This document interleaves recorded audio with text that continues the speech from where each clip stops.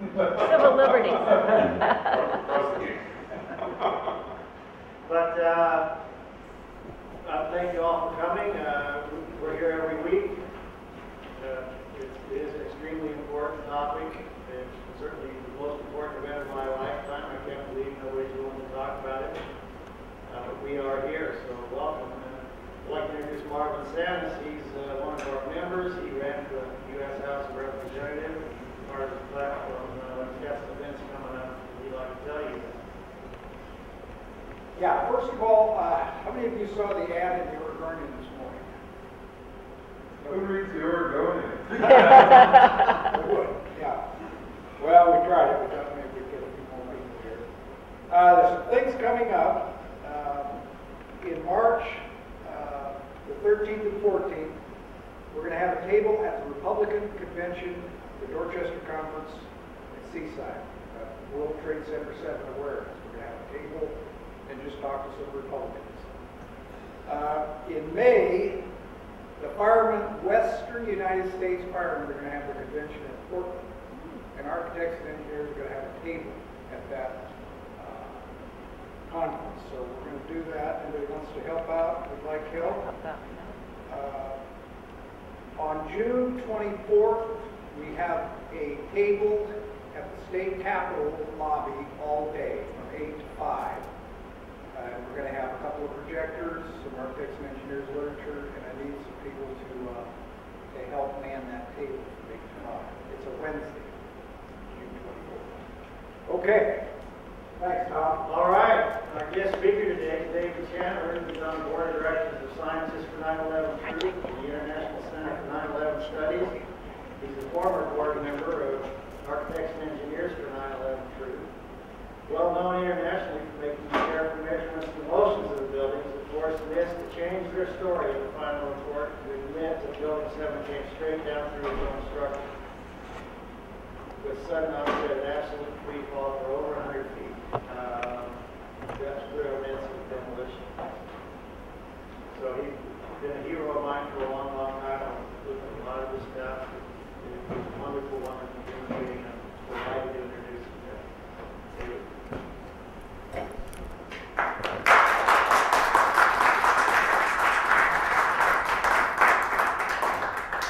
Okay.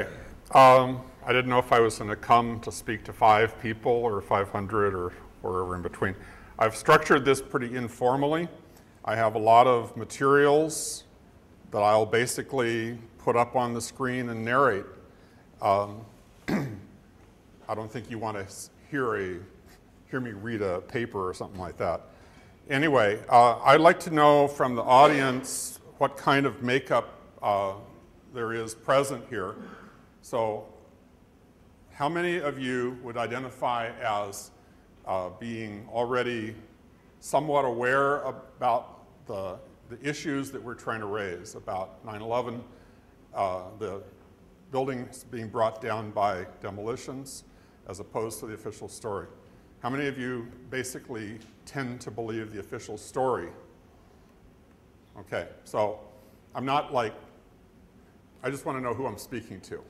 So I'll try and give you some of the background for why you're not crazy in that sense then. Because there's a lot of people who, if you look at the buildings coming down, they know intuitively, immediately, something's not right. And it shouldn't have happened that way. You can look at Building 7 come down and you can be immediately convinced it's a demolition. It looks like a demolition. What I've done is basically reinforce those observations by showing you that not only does it look like a demolition, but it's coming down at absolute free fall through its own structure, which is impossible for that to happen while it's in the process of demolishing itself. So there's a lot of things like that. But I'm going to start with a little background information here. This is a video that just sort of outlines the construction of the Twin Towers. So both Towers 1 and 2 what you have is a central core structure, and then you have a perimeter structure with a lot of space in between. So this is sort of a special construction so that it leaves a lot of floor space available for unimpeded office space. There's over an acre on each floor.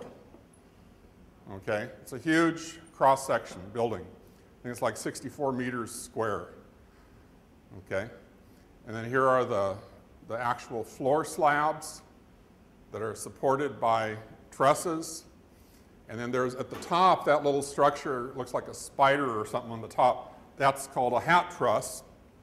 One of the things it does, there are 47 core columns that are very massive, box columns that go up through the center. They actually change structure at a certain point, but it's a very substantial, essentially it's a building within a building. And so that central core structure is tied off at the top by this hat truss, which also, it connects those core columns together and it connects them to the perimeter. Okay? Now the north tower, on top of the tower, you also have a television transmitter, an antenna. And that's very dominant. So you can identify the north tower when you're seeing it as the one that has that mast on top. And we'll get back to that later.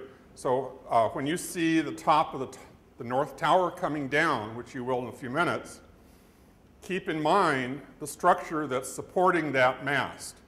It's sitting right over those 47 core columns tied together by this hat truss, and then the antenna is right on top of that. And so when you see if you're aware of this structure, it helps to understand that a little bit. Let me pull this over. NOVA, you know, they did this, a program about why the towers fell, and there's all this disinformation in it. They've really minimized the existence. In fact, oh, look at that. See, that's the central core structure as it's being built versus what NOVA showed as just like spaghetti, these little thin columns going up there with no sense of them being tied together in any way. And they're basically saying, oh, if you take out these trusses, this whole thing is just going to fall like a pile of spaghetti, which is baloney. You could have all the floors pancake down, and what you would then have is that central core structure remaining, standing. So the original pancake theory for the buildings coming down simply doesn't work. What you need is a mechanism that would demolish the core structure. And so the official story has gone through a number of changes over time. As something gets pointed out, hey, that doesn't work, they change the story, and that's the new official story. So the pancake theory, if you remember that, if you watch NOVA, you have pancake theory on the brain. That's not even the official story anymore. Nobody believes that anymore. But that's what the public was told originally.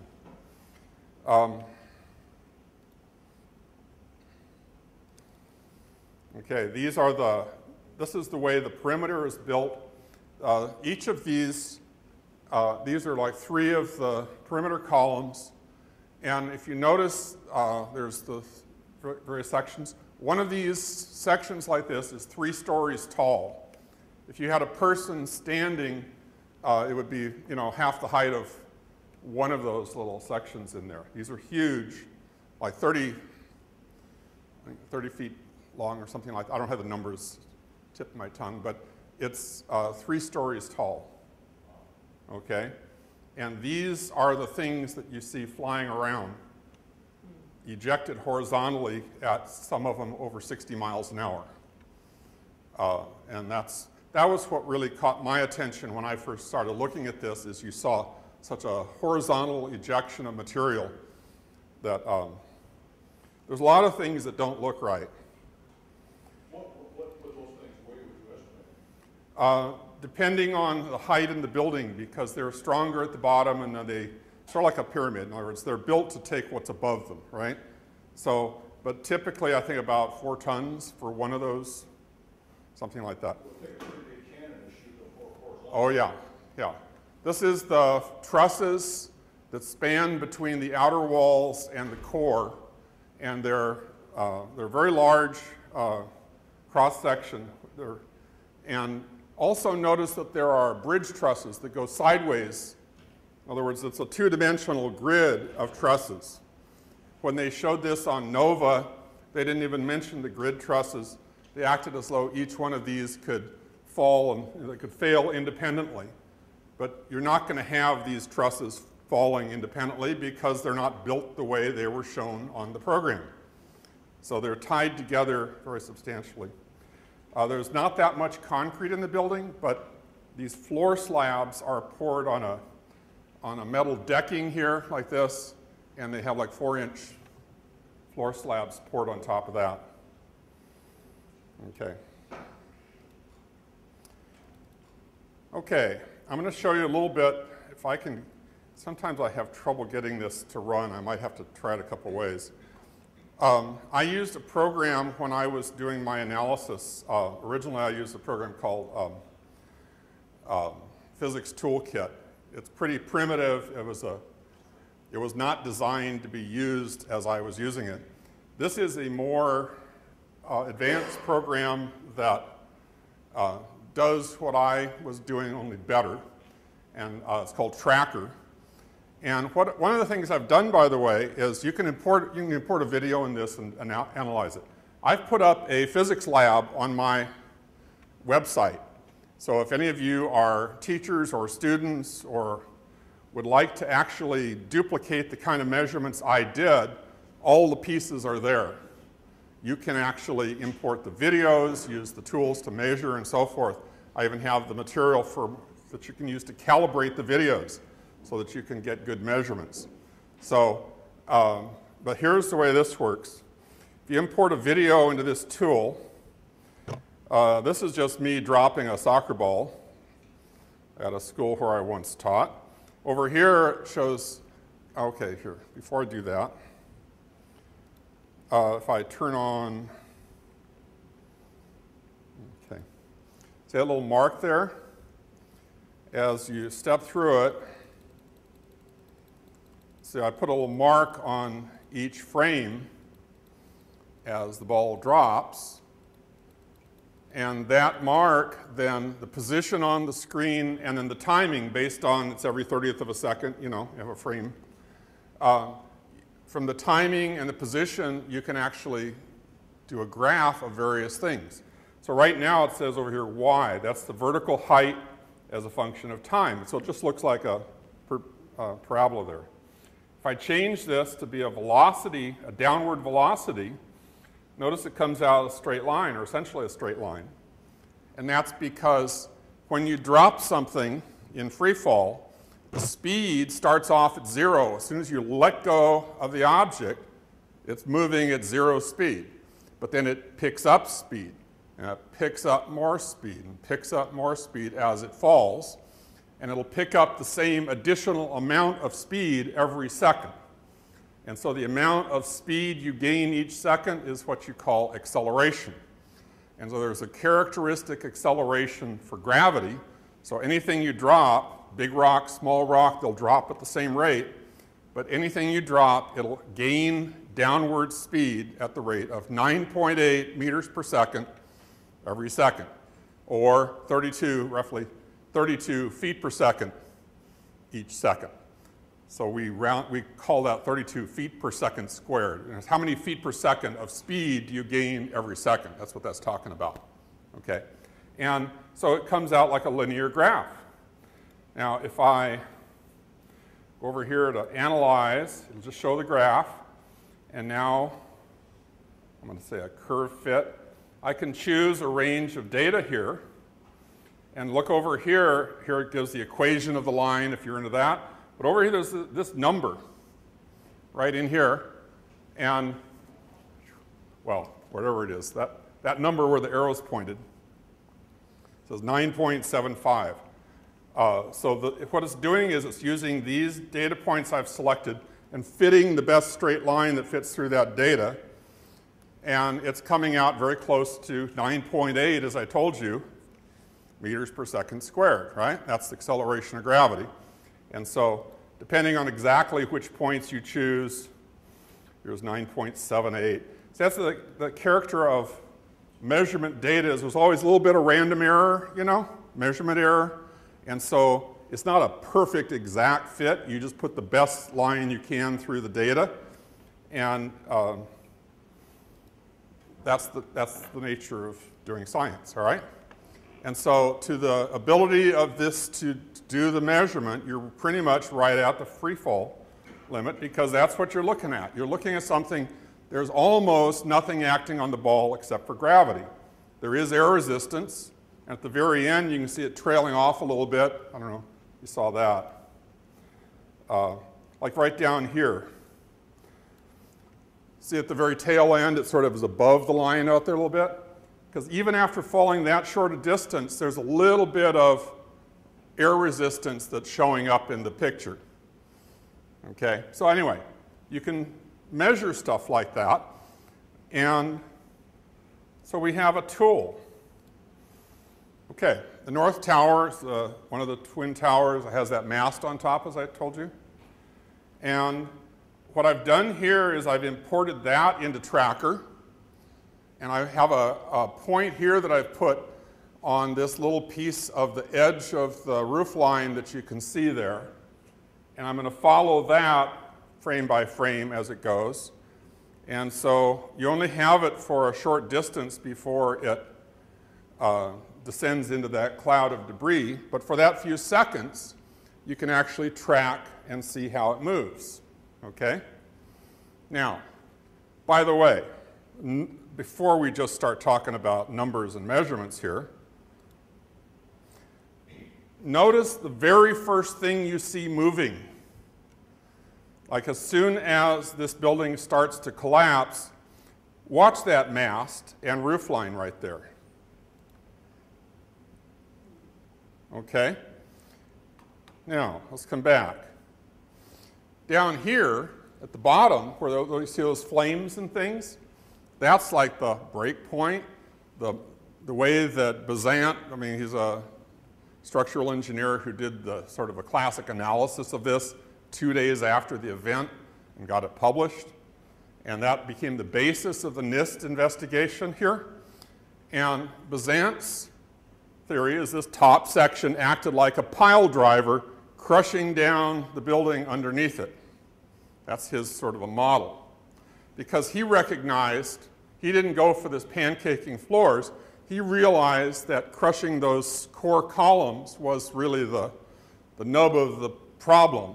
How do you get those columns to fail? But look at that line right there as the motion begins. You see it's not going anywhere until the top section of the building is already about half its size before that bottom section starts to move down the building at all. So the very first thing that gets demolished is the top section of the building above where the airplanes hit. And the very first thing you see moving is the roof line and that mast, which is on top of those 47 core columns. And if any of those core columns were left remaining, it would interfere with this thing collapsing the way it does. It's coming straight down through its structure. It is not at free fall. If I take this measurement and I look at the velocity versus time, we've done this before with the soccer ball, right? But this time, you can see that it's sort of a straight line. And here, let's go to analyze, curve fit, straight line. Okay, this says 6.87. It's not 9.8. Turns out it's about 2/3 of the acceleration of gravity. So it's not in absolute free fall. It's coming down about 2/3 of free fall. But notice that that's a straight line. We're very close to being a straight line. And what that means is it's accelerating downward without, with most of the resistance removed. In fact, look at this. If I take a hammer and hit a nail. And if I take the hammer and drive a nail into a piece of wood, when the hammer head hits the nail, what's going to happen? It's going to exert a force on that nail, right? And that force is greater than the weight of the hammerhead. If I took the hammer and set it on the nail, it won't go driving the nail into the wood unless it's sitting in a piece of styrofoam or something, right? A heavy hammer and nail on a piece of styrofoam, I just push it on through. But if I have a piece of wood that's capable of supporting the hammer's weight, okay, so the nail is started on the wood, I set the hammer on it, nothing happens. If I come down with some speed, what happens is there is this excess force that's generated. Now, from a physics point of view, what you can say is that excess force comes from the momentum of the hammerhead. And as the hammer loses its momentum, it sort of transfers its momentum into the form of this excess force. So the force is equal to the rate of change of momentum. How many of you have had some physics? Good, some, okay. So rate of change of momentum is how you get that extra force, right? But what does it take to give that extra force? The hammerhead has to lose some of its momentum, doesn't it? And how do you lose momentum? Well, momentum is mass times velocity. And so if you lose momentum, it's going to have to be by slowing down. But look what's happening. Does this building ever slow down? It's accelerating downward the entire time. It's not slowing down. And therefore, there is no impulse. The impulse is where you have this transfer of this momentum into this excess force. There's no place along the way where you're actually cashing in some of your momentum into the form of this excess force. So you are not seeing the top section of this building crushing anything. How does it fall? Well, something had to get rid of all of that structure that was supporting it, but it couldn't have come from the falling mass. So it's not a matter that the mass is crushing what's below it, it's that the mass up in the top is falling into a pre-pulverized bunch of material that was already destroyed by something else. So here again, we're looking at literal, graphical, measurement-based proof that these buildings had to have been demolished to enable them to come down. Okay, so the whole idea that you could have the top section crush down what's underneath it, you don't see it playing out when you actually look at what's happening in detail. It is not crushing. It's falling into a void. No, it's not free fall. And the reason why the North Tower analysis here, I did a paper on this. If you go to my website, it's called North Tower Fundamental Physics, something like that, all right? I have a links page on my website. And it basically makes the point that I'm trying to make right now, is that in order to crush something, you need to decelerate the falling mass. Like when you take your hammer and you hit the nail, what happens to the hammer when it hits the nail? It stops, doesn't it? Which is why you have to pick it up and hit it again, right? You go wham, wham, wham. Why? Because each time you hit it, you have given up the momentum of the hammer, converted it into that excess force, which pushed the nail part way through, and you pick it up and you do it all over again. Here we see the top section of the building accelerating downward through the bottom section without giving up its momentum. It's gaining momentum the entire time. So this is, we're looking at proof. This is proof here. Yeah? So, not the only proof. I'm going to go through several, but go ahead. So the columns were destroyed or removed.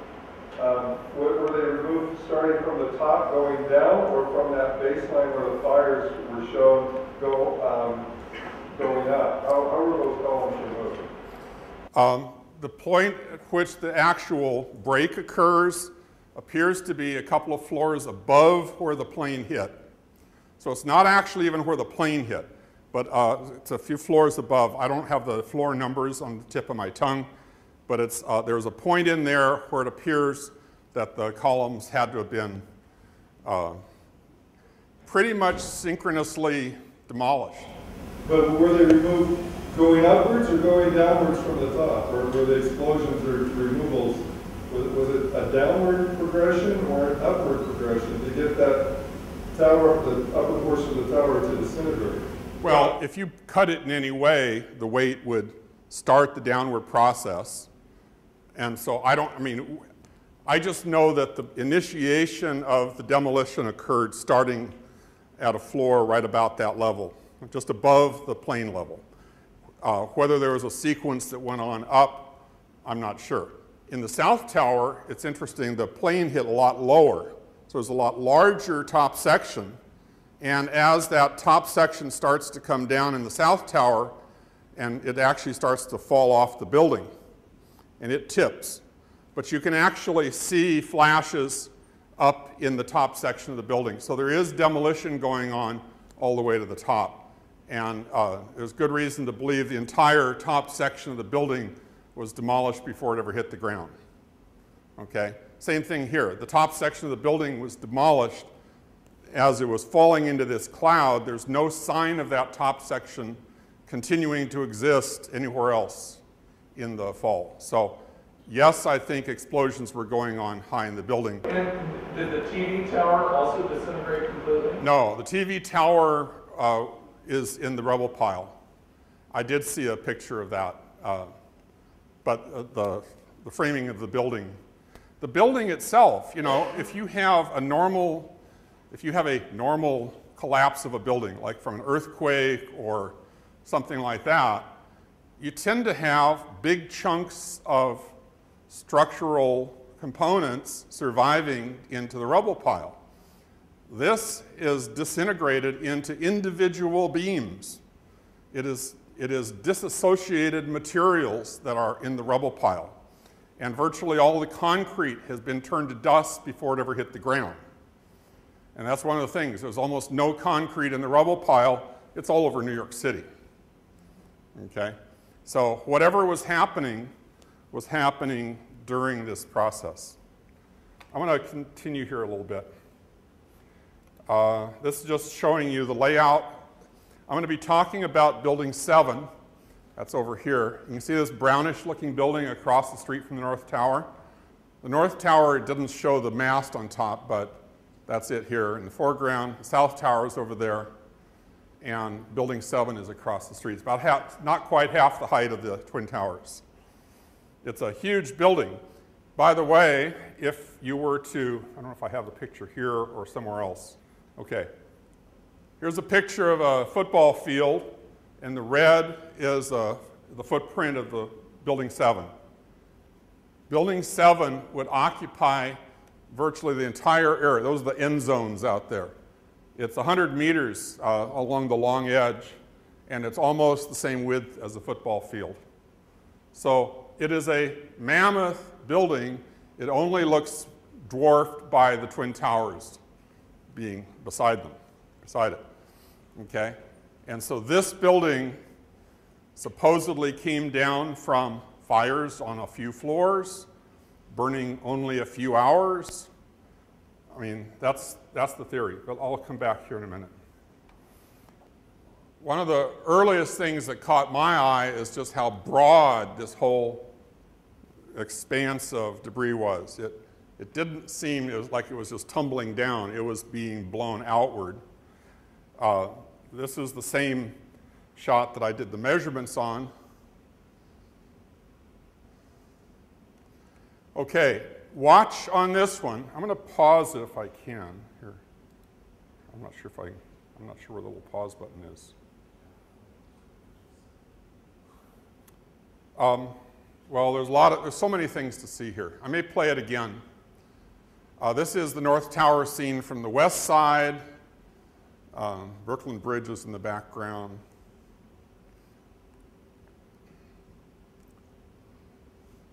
Okay. Notice all these things under here. They're being blown out the side. I mean, you can see explosions. Now, people will quibble with you and say, well, those aren't explosions, that's just air pressure, all this stuff. I beg to differ. With good reason, actually.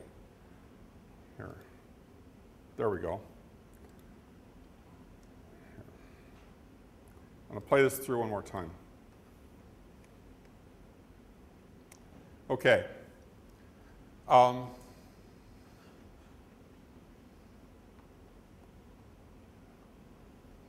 See that whole section of wall back there? A bunch of panels together. There was some of this that hit the building 7. Now, on this or the next video, maybe it's the next one, as it pans down the building as it falls, here, this one, watch, here, I'm going to try and point. See right here where I'm pointing? Look at all that stuff blowing out. It's just a continuous wave of stuff blowing out the side, many floors below where this break point is occurring. And it tracks down. That's the fastest moving downward event in this entire thing, is that wave of demolition blowing out the side.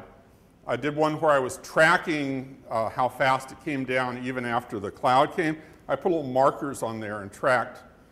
I put 2 markers, one indicating freefall. This was not freefall. The second marker was 2/3 of freefall, which is what we saw in that top few seconds, right? And if you propagate that little mark at 2/3 of freefall, guess what? That demolition wave keeps up all the way down. So that demolition wave of blowing stuff out the side is just a curtain of material coming out horizontally that moves down the building faster than the stuff falling just a few feet away from it. So this is a process within the building moving downward. I shouldn't say faster. It's probably about as fast as the material on the outside falling down. So, okay. Here is, okay, this is that same little section again. So right under here, you see all this stuff blowing out?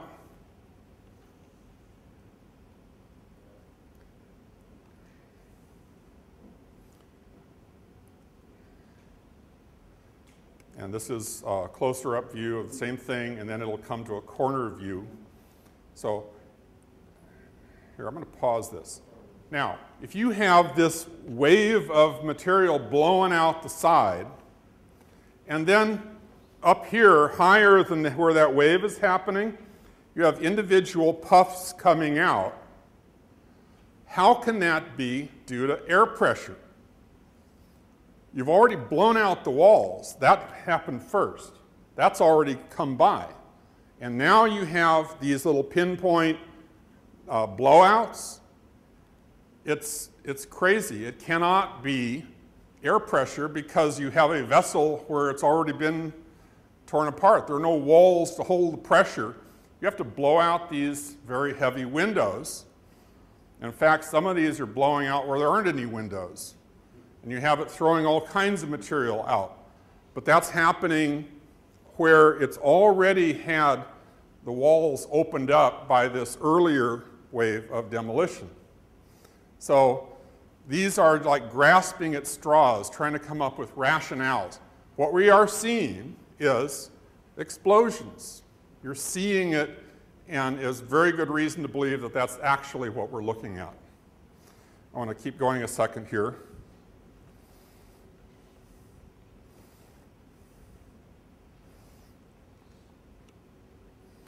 Okay, here's one more of the same.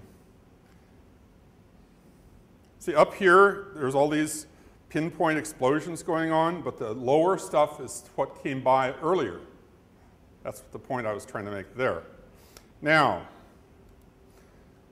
watch under here. See these little things here? See that puff right there? And over here, and over here. I mean, there's all of these. Let me back it up a little bit. Okay, watch along that corner, all through here. I mean, you're seeing it. It's supposedly, I'm sure that it was designed to be under the canopy of all of this falling debris so you wouldn't see it. And it's not timed perfectly. And here we are looking up under this canopy, and there it is. You're watching the stuff blown out. Okay.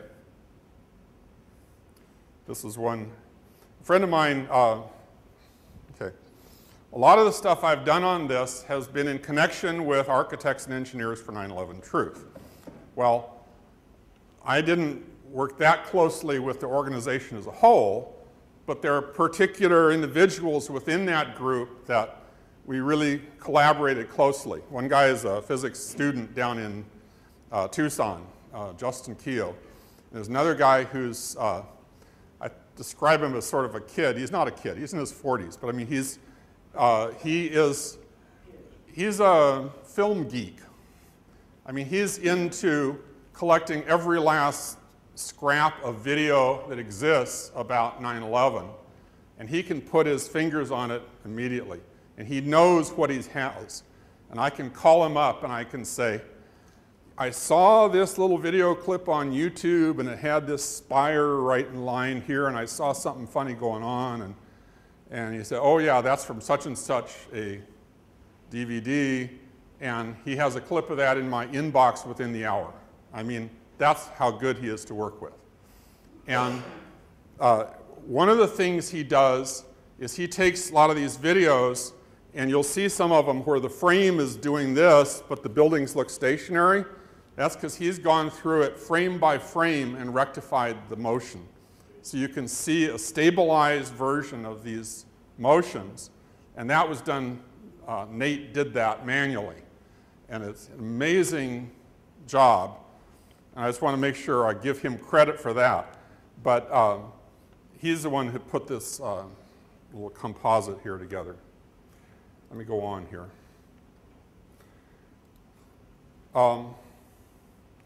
Let's look at the South Tower for a minute. Here's a South Tower montage. Now the difference is, notice where it's hit. See up there is where the North Tower was hit. South Tower is hit here. Notice how the top section falls off.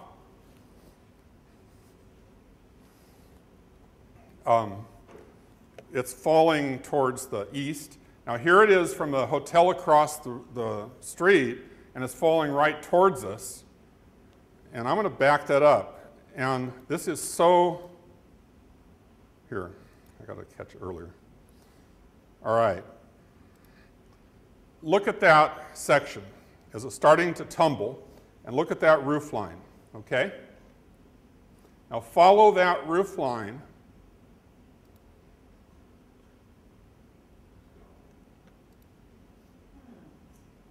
It's like it goes in whole and it comes out like a skeleton.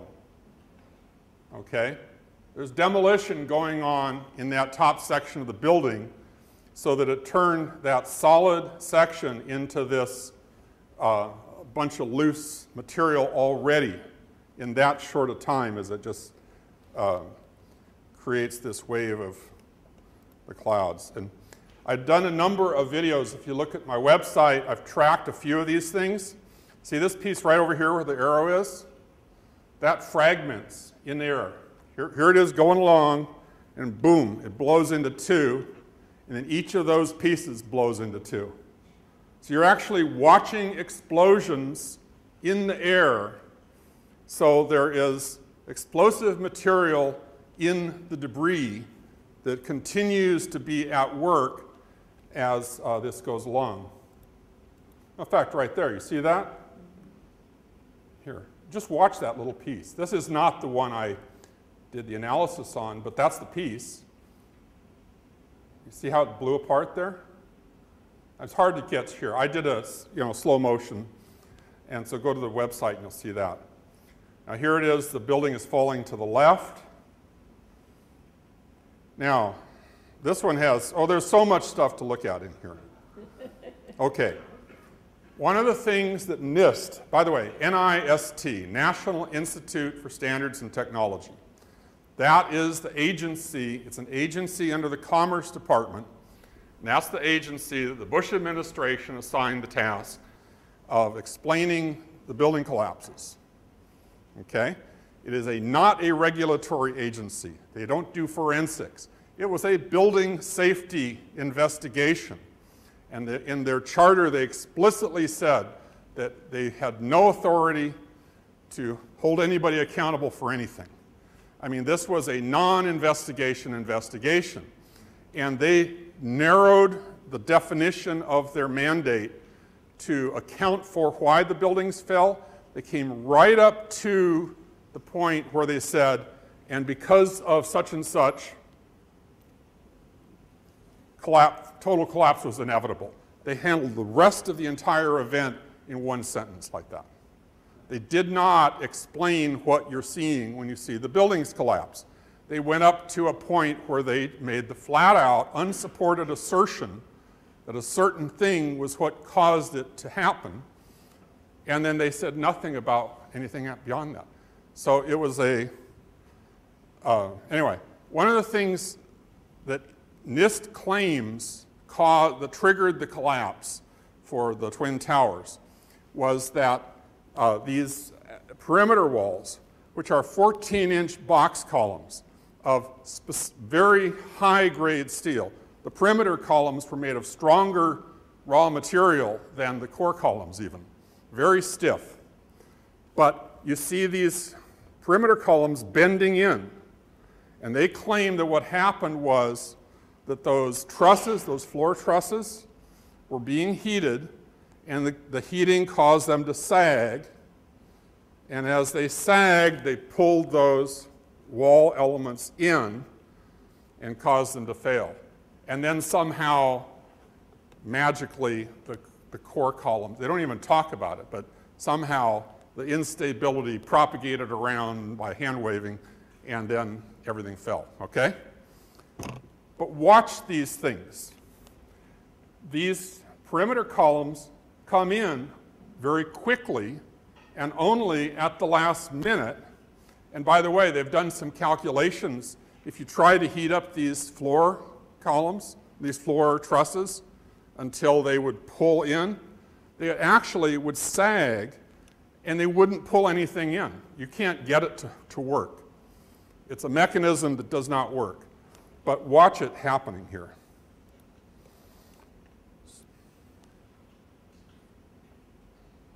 Right here. Well, it doesn't show it very well. There's another one later on that does. Okay. By the way, see all this stuff coming down, racing down the sides of the buildings? The break is way up above here. What's happening way down here? It's like all of these ejections racing down the lower section of the building. That lower section of the building was not on fire. It was not compromised in any way. It was a strong, healthy structure. And yet here's all this stuff racing down these walls. Did you have a question? If you go back for a second and explain who did the calculation to show that it was not possible? Well, I know Tony Zambodi was involved, and there's some other engineers. I'm not sure. Ron Brookman might have been involved in that one. There's some of the guys involved with architects and engineers for 9/11 Truth. Huh? The UL testing, which also... Oh, well, okay, that's a separate issue. Yeah, Underwriters Laboratories, one of the theories that was floated around for a while was the reason the buildings came down was the materials were somehow inferior, were not up to snuff. Turned out that Underwriters Laboratories had tested both the raw materials and the assemblies, the floor assemblies, and everything was up to code, up to specifications or whatever. And Kevin Ryan worked for Underwriters Laboratories, and when the president of Underwriters Laboratory was going along with this story, He blew the whistle and got fired, but he's one of our very creative elements within our movement. And you don't want to mess with Kevin Ryan. He'll get on your case. Okay, so here it is. These are just racing down the building. This is the south tower. Notice whenever you see one tower coming down and there's another one still standing, the south tower fell first. Oh, look at all this stuff pouring out the corner. What is that? Molten aluminum. Oh, no way. Okay, it looks like molten steel, doesn't it? And the reason you can tell that it's the temperature of molten steel is because of the color. The color indicates the temperature.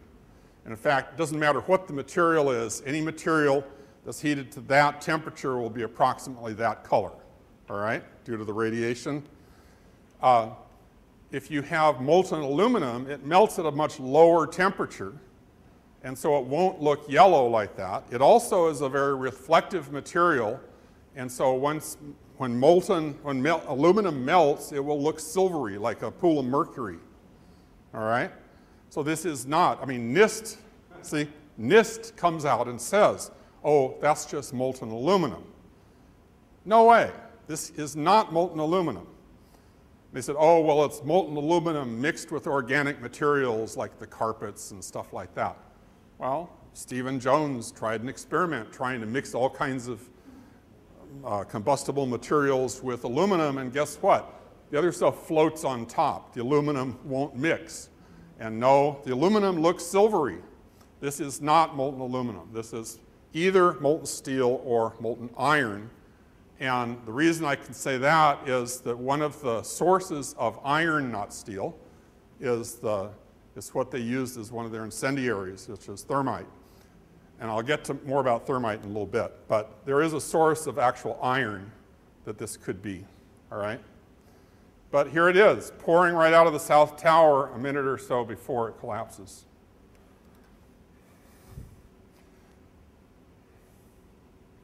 Quite a substantial amount of the stuff, right?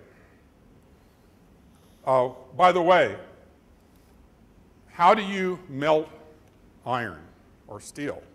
You need high temperatures, right? One of the problems is if you take kerosene, which is what jet fuel is, and you take office furnishings, take all the stuff you see around you here, and you set it all on fire, there is a maximum temperature that's possible with this stuff burning in open air. Hydrocarbon material burning in open air has a maximum temperature that misses the melting point of iron by over 1,000 degrees Fahrenheit. You're 1,000 degrees short of what's needed to melt iron on the Fahrenheit scale. So that's an issue. Why do you see molten metal? Initially, the official story said the fires were so hot that it melted the steel. But then people very rapidly came back and said, but it can't melt steel. Oh no, it didn't melt steel. It just weakened the steel. Okay, so why then is there molten steel? It turns out there is molten steel, but it didn't come from the kerosene and from the office furnishings. It had to come from a different source. So yes, the fires were hot. Yes, steel was melted. But all of that points to the fact that it was not the office furnishings and the jet fuel doing the job. So we'll get back to that, okay? This is a long story, by the way. So at some point, I'll cut it short. This is the South Tower. Another thing to notice, you see all those streamers here? Watch this. Okay, you see how fast everything's falling? Why are some things shooting out ahead? You see up here, that's the front of all the material that's falling outside the building. So what's causing this? What threw this faster than freely falling material? It's being somehow shot downward due to some explosion maybe. There's a bunch of these things that shoot out ahead of the falling material. There's more of them you can see. Okay, and here's this last one ends with that same projectile coming out. Look at that. It got flung downward. Okay, so these are some of the same, this is the same explosion where I saw pieces bursting midair, and here's one here where you see it actually throwing this stuff down. Okay. This I think we already talked about. It's the piece that came through. Look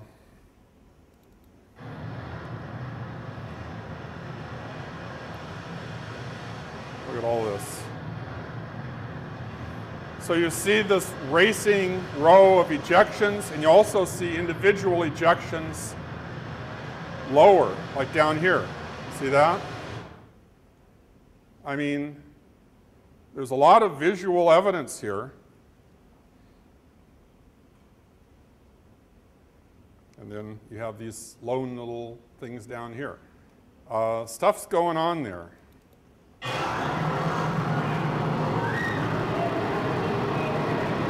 So you could see the top section up here at the top falling, and all this stuff is just racing down as though something were driving it. Nothing's driving it. The falling material that might act as a pile driver theoretically, it's still up there.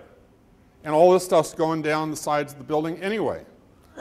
Okay, so I'm going to get off of building South Tower here. Oh, I want to show this one. Here's where it shows that inward bowing. See that? You see how it came in and just snapped out? I'll play that again.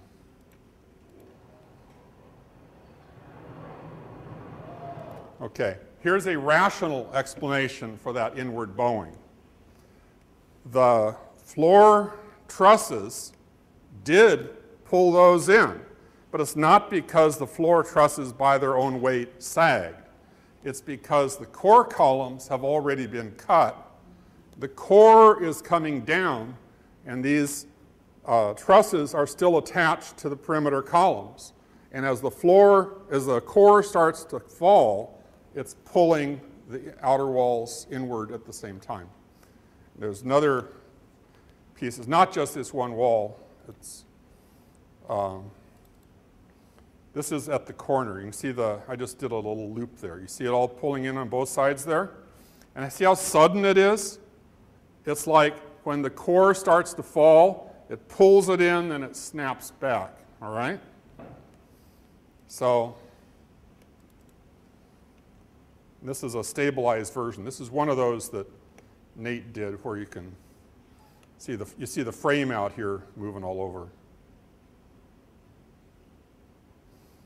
Okay, I'm going to stop that. Let's go back. Building 7. How many have, to your knowledge, how many of you know that you have seen Building 7 fall? Raise your hand. How many are not certain that you have ever seen Building 7 fall? It's not one of the Twin Towers. And the reason the general population hasn't seen it is they haven't put it on TV. It was shown the first day, and then for years it was not shown on TV. You have to go search this stuff out on the internet to even see this event. So let's do this first montage. Here.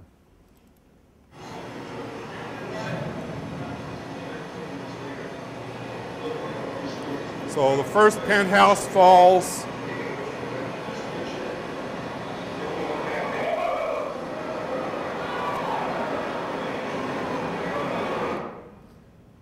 Now, here we're going to show you a video. For how many of you was that the first time you'd ever seen that? A couple of you at least. Over here too? Okay. Does that look like a demolition? It looks exactly like a demolition. Okay. It fell, and this is what I measured, that it fell at absolute free fall. It literally let go and was in free fall for the first 2.5 seconds. Okay, let's continue here. This is... Now we go to videotape the collapse of this building. Recognize that voice? Dan Rather? It's amazing. Amazing, incredible pick your word. For the third time today, it's reminiscent of those pictures we've all seen too much on television before. A building was deliberately destroyed by well-placed dynamite to knock it down. That's Dan Rather on the day of 9/11 giving his first impression. Well, that looks like a demolition. Well, anybody else looking at it will say, that's a demolition. Here it is again. By the way, oh, another power source? Oh, my little power switch wasn't turned on, so, okay, I'm going to come back here. Knock it down. All right, watch this up-close picture here. Okay, notice how there's a bunch of windows blown off on the left side of the building there, all right? And that's what happened when the the east penthouse fell in a little bit early. And underneath that east penthouse, there's a bunch of windows that got blown out. Notice how there are not windows blown out anywhere else, really. And it starts happening after it actually starts to fall. Okay? But notice up in here, you can actually see some flashes that occur. See some flashes up there? I mean, just watching the building fall is just amazing.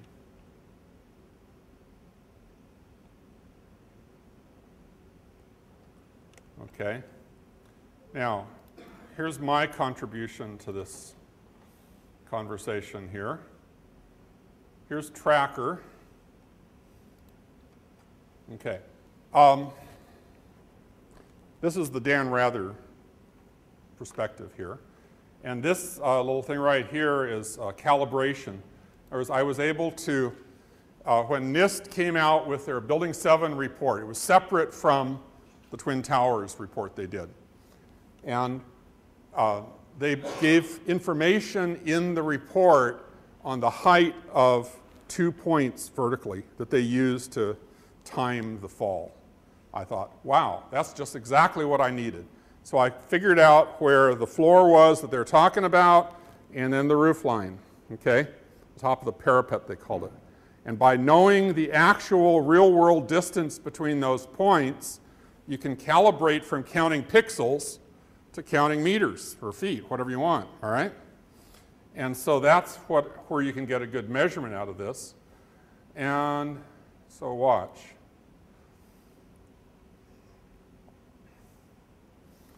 Now, over here, notice that there's a long linear section of this graph. This is velocity versus time. If I put y position versus time, it looks like that parabolic trajectory thing again, right? But if I look at the velocity, downward velocity is a function of time, and go to analyze, if I take this section here, look at that, 9.73. That's almost as good as when I measured the soccer ball, wasn't it? This is within 1% of the acceleration of gravity. And depending on exactly which pixels which of these data points you choose, here's actually 10, all right? A little under, a little over, but to within the accuracy of those measurements, we're right sitting on the acceleration of gravity. So the thing that's cool about this is you don't need equations. You can just say, if it's falling at free fall, there is 0 resistance. The North Tower analysis, it was 2/3 of free fall. There's some resistance. And I was able to argue that it was not enough resistance to keep it from coming down. Their final report came out in November, just after the elections. So they were dragging their heels on this Building 7 report to the very end of the Bush administration, and then wham, they put it out during the lame duck period, after the election, before Obama took office, all right?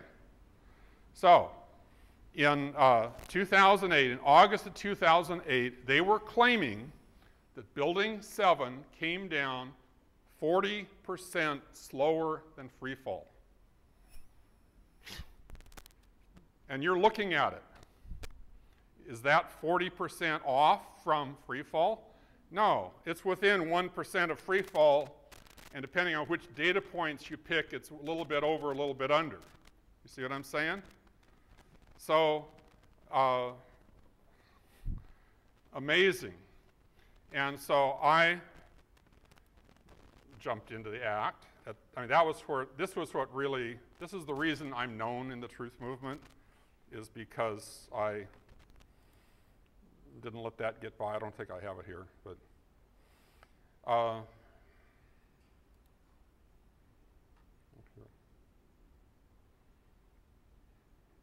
where did it go? Oh, this one.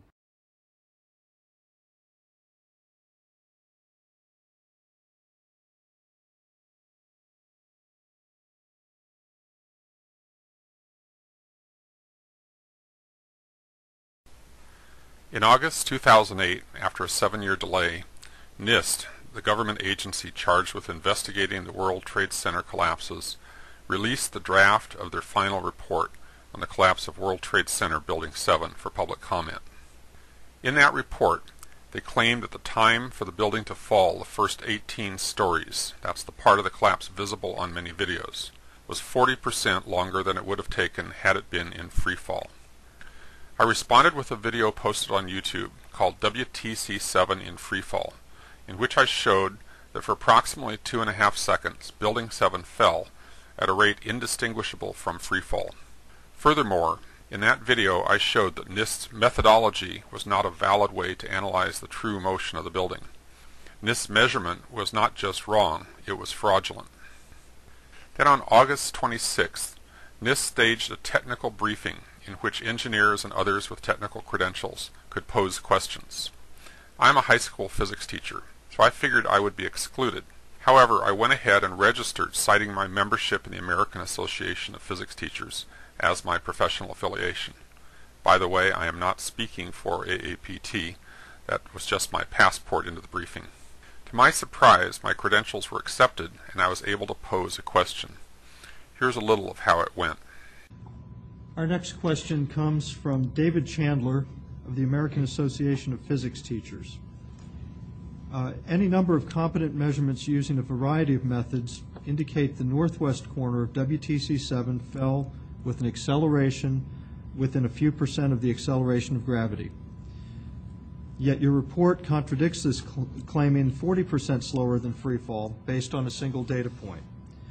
How can such a publicly visible, easily measurable quantity be set aside? Can you repeat the question, please? Sure. Any number of measurements using a variety of methods indicate the northwest corner of WTC7 fell with an acceleration within a few percent of the acceleration of gravity. Yet the report contradicts this, claiming 40% slower than the free-fall based on a single data point. Well, first of all, gravity is the loading function that applies to the structure, applies to every body, all bodies on this particular on this planet, not just in ground zero. Whoa. I'm used to responses like that on a physics exam when a student hasn't even bothered to open the book. But this is NIST speaking, so let's continue. The analysis showed there's a difference in time between a free fall time. A free fall time would be an object that has no structural components below it. And if you look at the analysis of the video, it shows that the time it takes for the 17 for the roof line of the video to collapse down the 17 floors that you can actually see in the video, below which you can't see anything in the video, is about 3.9 seconds. What the analysis shows, and the structural analysis shows, or the collapse analysis shows, it's that same time that it took for the structural model to come down from the roof line all the way for those 17 floors to disappear is 5.4 seconds. It's about 1.5 seconds, or roughly 40% more time for that free fall to happen. And that is not at all unusual because there was structural resistance that was provided in this particular case. And you had a sequence of structural failures that had to take place, and where everything was not instantaneous. Buried in all that verbiage, what Dr. Sundar is saying is, freefall for the 18 stories under consideration would have taken 3.9 seconds. However, their computer model simulating collapse required 5.4 seconds.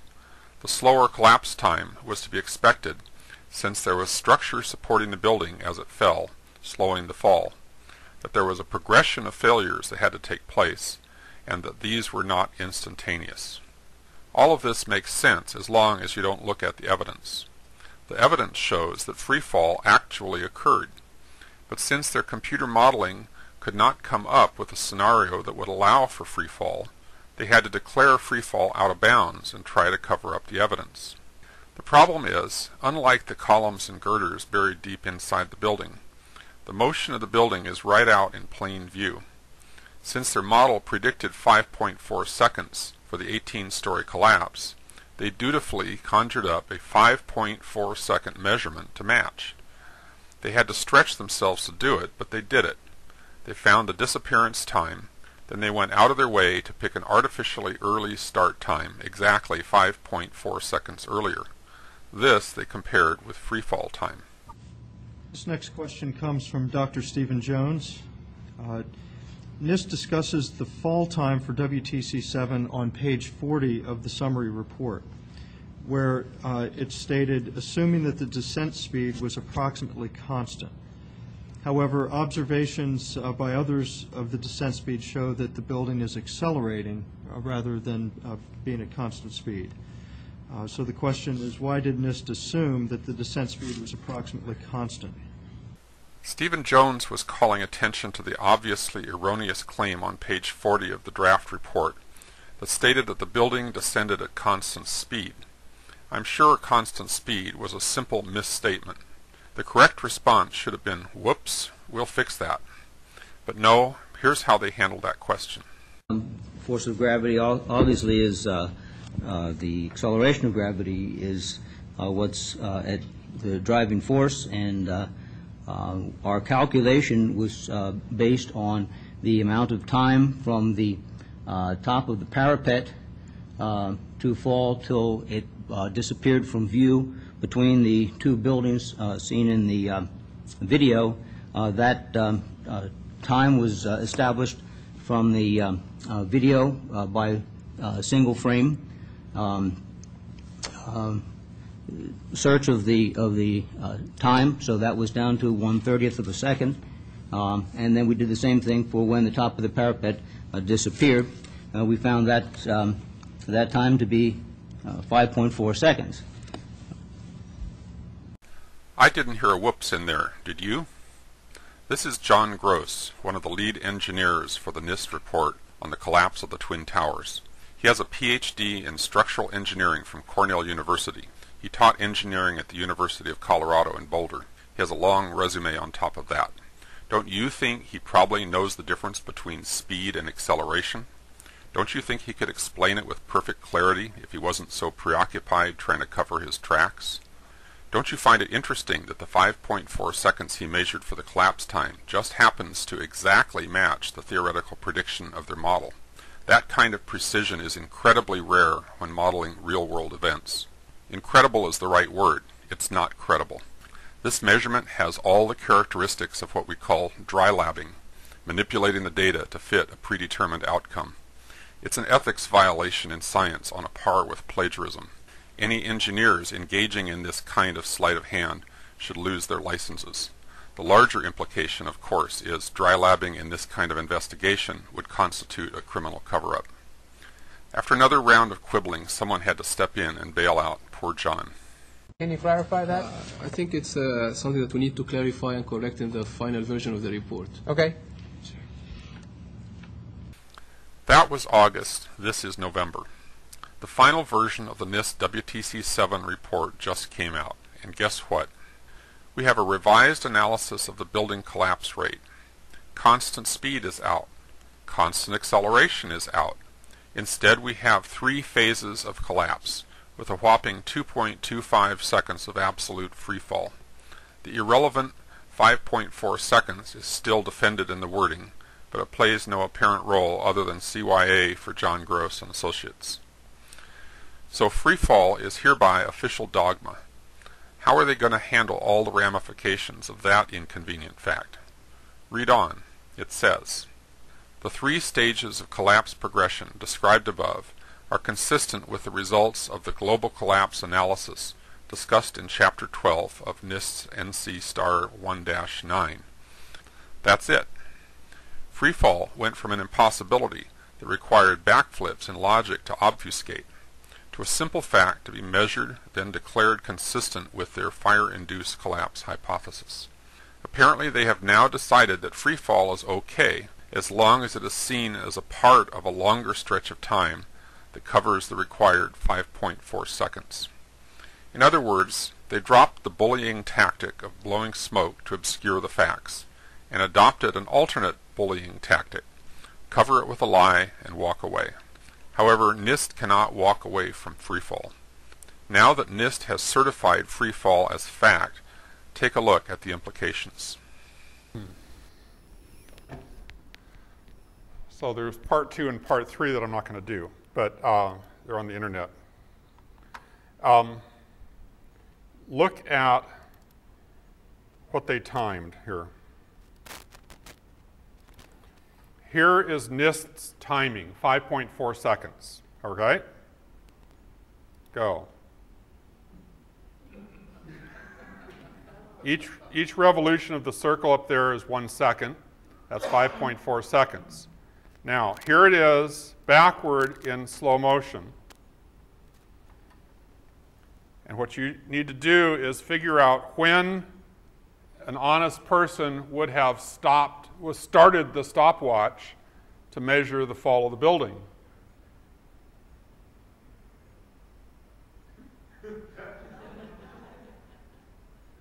That's when they started their clock. Okay? Why? Well, they needed it to not be free fall because they didn't want to say it was coming in free fall, because that would have implied demolition, because you can't get free fall through its own structure. Buildings have a lot of resistance. You can't get free fall through an existing structure without eliminating the structure. And the falling chunk of stuff can't be what's demolishing what's under it, because it's in free fall. An object in free fall can do no work. All of the energy it has by being up high is being converted into energy of motion. It's being converted, what do we say, from potential energy to kinetic energy. And if it's in free fall, 100% of the energy is being converted into kinetic energy, leaving no extra energy for any other purpose. So breaking things, throwing things around, crushing stuff can't be going on while this thing is actually in free fall. So it's a proof, again, that it had to have been blown out by something else that cleared the way for this thing to fall. Yeah? It's been a long time since I've seen these videos, and I'm struck by how different the demolition of Building 7 is from the demolition of the Twin Towers. Yes. And I'm just struck by a lack of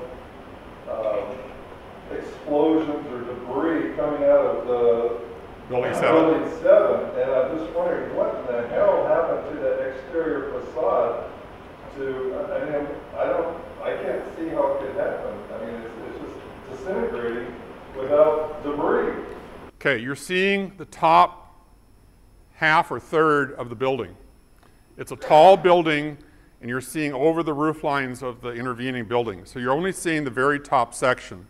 It's 47 stories, and they were seeing it. Remember that view that showed it up, looking up at it? That was the video they were using to do their measurements. And you're only seeing the top 18 floors out of 47 floors. So all the demolitions have been lower on. They needed to, in order to get the amount of free fall that occurred, they needed to blow out 8 floors, low in the building. And so it was down below your line of sight.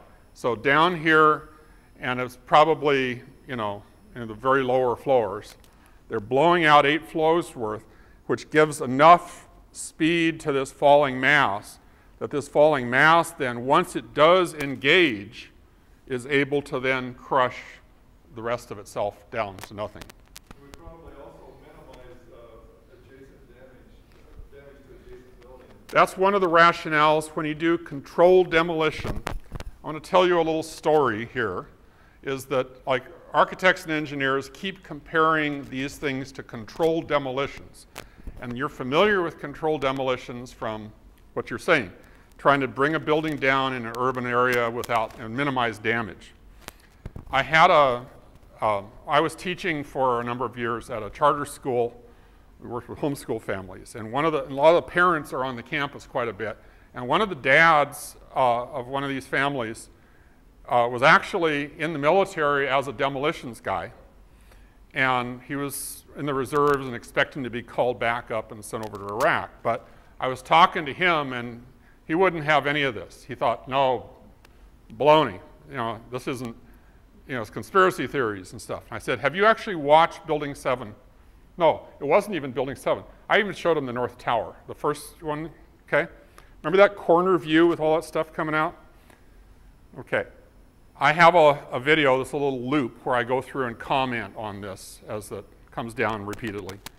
I showed him, I took him in my office and closed the door, and I showed him that video. And by the time we had seen it go through the loop about 2 or 3 times, he said, that's a demolition. And he went 180 degrees from absolutely, I was a nutcase, to absolute certainty that that was a demolition. And what he was seeing, I said, what is it that convinced you?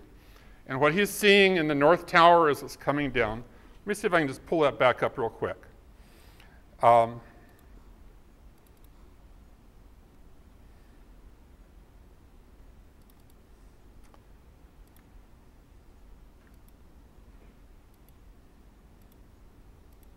Okay, this section right here.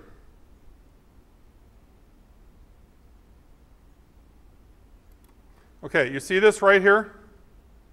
That beam up near the top, can you see where the arrow is? This is what he was looking at. Notice how that there is smoke coming off of that beam over the entire length of the beam. And just watch it. It's just bubbling off of there the entire time. You see that? He picked up on that and said, that's a demolition. That this is characteristic of when they blow up stuff. He says the Corps of Engineers, they put stuff up, and our demolition guys, we tear it down. And he'd done hundreds of demolitions.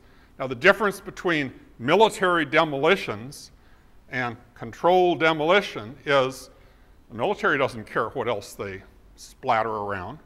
So they do stuff like this. This is more like a military demolition. You're just blowing up a building rather than concern about, you know, keeping from breaking windows in the neighboring buildings and all that. And so I don't even use the term controlled demolition anymore. I just say demolition. Because there's another whole, you know, it's not just a few guys out there in these specialized companies that know about demolition. We have a whole military that are probably the best demolition experts in the world.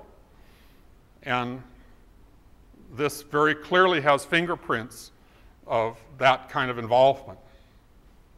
So, anyway, yeah. Well, I have a whole slew of questions for Bill. I'm sure. How you're out. So, if this is what you characterize as a military demolition, I'm just, care. Yeah. And then, but then building 7 is more like, I'm sure it's a different type of demolition. Yeah. And so there's those things. Also, one of the questions I wanted to ask about building 7 was, so it sounds like what NIST was calculating off of was coordinate points between basically one frame, between two frames of the They were like taking a measurement with a stopwatch where you have a starting time and an ending time. Because the time code would be different depending on what device you play back and how many times it's been processed. Like if it's been put on the internet, then it's basically like what happens when you put somebody's voiceover to a picture, and all of a sudden their voice. So you're saying the videos could be corrupted? Well, they are. Well, all right. Or as you process them, they are corrupted. So they're using, I assume, the original video, right? We have a Freedom of Information Act release. We have I have a couple of hard drives at home full of 3 terabytes of NIST videos. Okay, and you can do this with NIST videos, but there's actually better quality videos. Nate, who I mentioned earlier, is this video archivist guy. I just found out recently he is the one who discovered it, but they discovered a repository on the internet where all of the major networks posted. He has complete first day coverage from the networks in the original format. All right? That's what you're doing your calculation on? I'm using something that was derived from that, but I mean, Nate basically found this site, and a bunch of the guys started downloading all of this stuff. We have the entire site downloaded, okay? And so we have better quality videos than what NIST released on the Freedom of Information Act, and there's one guy who's trying to pursue NIST over how come we didn't get the high quality versions when we're supposed to, they should have released the high quality versions when we demanded it on a FOIA, but they didn't. And we have better quality versions than NIST had, or at least what NIST released. So that, I think, is not a substantial problem. These measurements can be duplicated in a lot of different videos. You're not going to mess with the frame rate. It's going to be 30th of a second frame rate. It's a 29.97 frames per second, whatever. All right, so it's a standard frame rate. Yeah. Well, in fact, it encodes the frame rate right in the video. When you put it in, it'll actually read what the frame rate was. Okay, so yes, we have, I am confident we have reliable data we're basing our measurements on, and other guys in AE 911 Truth that have more expertise than I do on the video side of things I'm working hand in glove with them on this. So I'm not concerned about this being corrupted in that sense. Now there's a certain, if you just say you download it off the internet, that sounds crude, but we're getting the stuff that hasn't been posted. I mean, there's copies of it on the internet, but we're actually getting the more pristine copies to work with. Compressed. Okay. All right. Well, will you open up for questions and answers? Well, I'm sort of doing that on an ongoing basis, but one of the other things that I had a question about was that I read was, and I know this was for the North and South Towers, that the buildings were pressurized, like an airplane cockpit is pressurized. That's part of the structure of the building, of how that, especially if it's such a tall building, that it had to have been a pressurized building. So that is a fact, it was a pressurized. how do you have people jumping out windows without equalizing the air pressure? I'm saying, once you blow out windows or open windows or whatever they did, they had lots of open windows because a lot of people came tumbling out, and once it started coming down the sides, you saw all of this stuff blowing out the sides. So windows and a lot more were being blown out. So I think the difference in pressure that you're talking about isn't relevant to what's happening during the collapse of the building. The HVAC system to a tall building like that, the pressurization would be nothing like in an airline at 30,000 feet. It would be very minor compared to that. So the pressurized aspect would be very minor. Right. And they talk about if you basically have the building coming down like a piston, And some of these people were saying, well, how did it get to these focused little spots, you know, 30 or 50 floors lower? Oh, well, maybe through the air ducts. Well, what kind of pressure does it take to blow out an air duct compared to what it takes to blow out one of those windows? You know, if you're going to have enough focused air pressure to blow out a window, it seems like that aluminum sheet metal stuff is going to be in splinters long before the window would reach breakable. Yeah, no, I don't know. Well, I do know. That's a ridiculous idea. Well, that's my point, is that... Okay. I'm saying people are proposing these as serious proposals. They are ridiculous ideas. They throw them out there, but they don't work. They are not true, and you can show that they can't be true. So by the time you have blown out all of these windows down the side of the building, you have nothing to hold excess air pressure in place. So I don't think any argument based on air pressure in the buildings, whether it's from a piston effect or from this air conditioning effect or anything you described, I don't think any of that can have anything really to do with what's going on.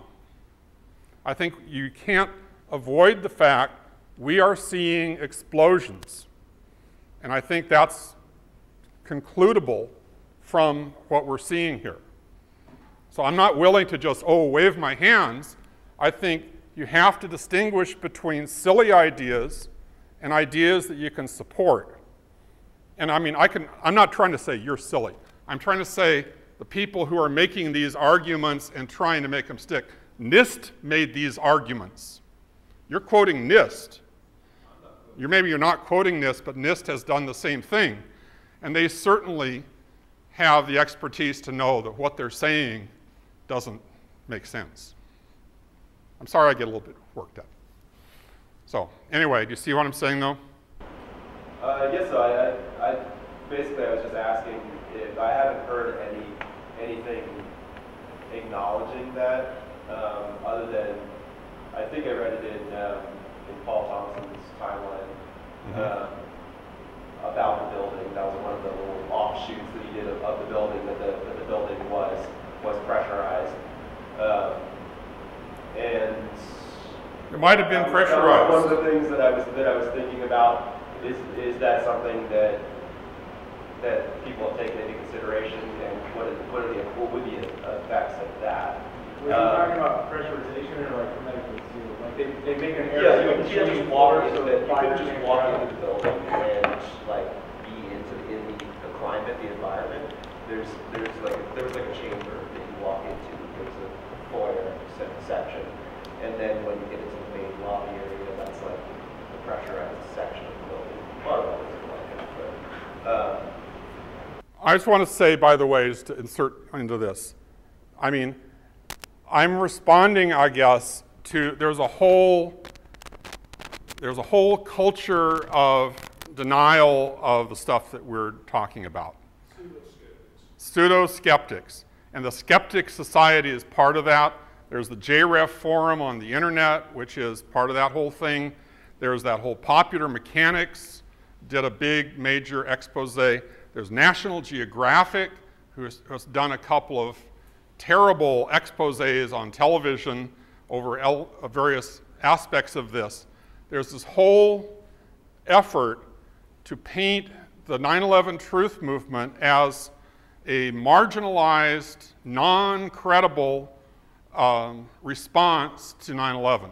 Sounds like Michael Shermer. He's involved. He's one of them. Yes. There's a whole culture of people out there. Excuse me, I'm not hearing you. What? I wasn't bringing any of that up, or that's not my direction or my intention. That's fine. I'm not trying to attack you.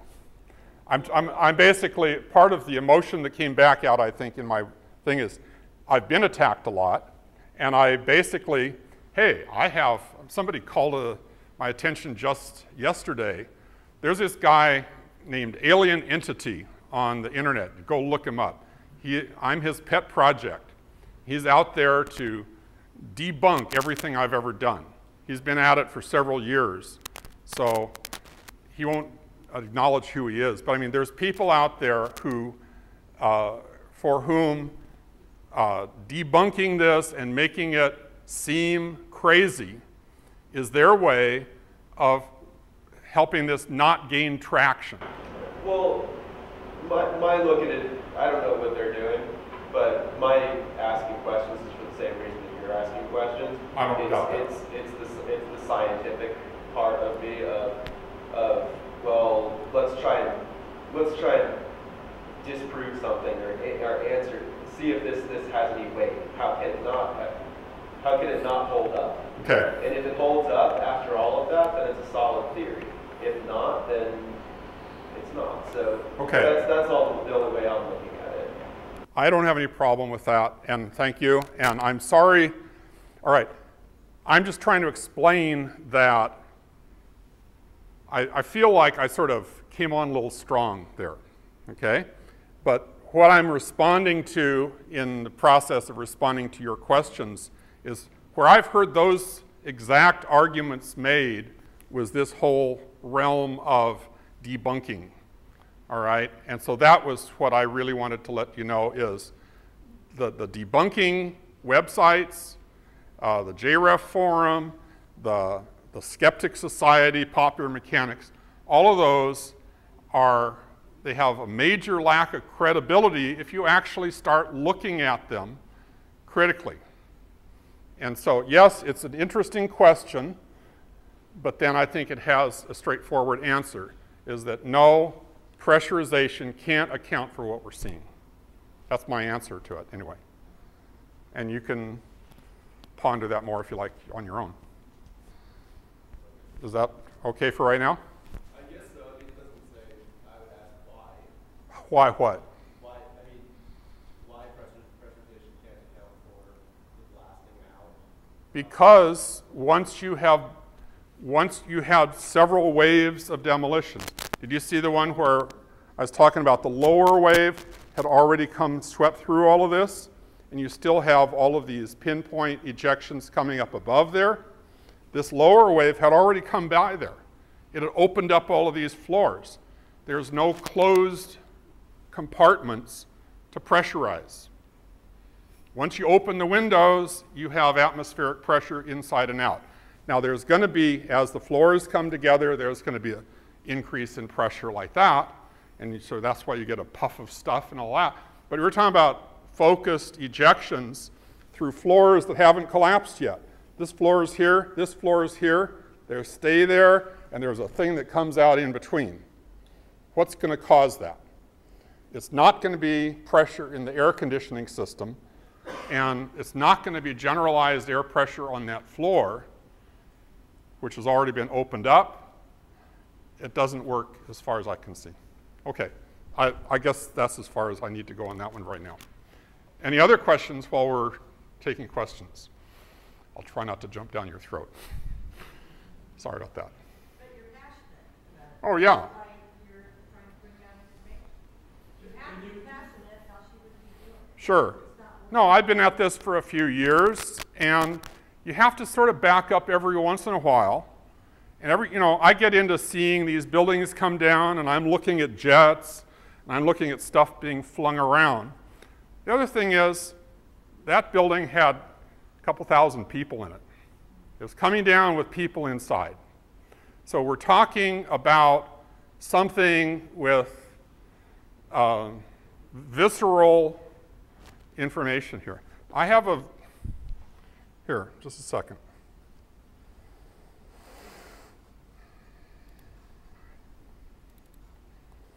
I have to find it.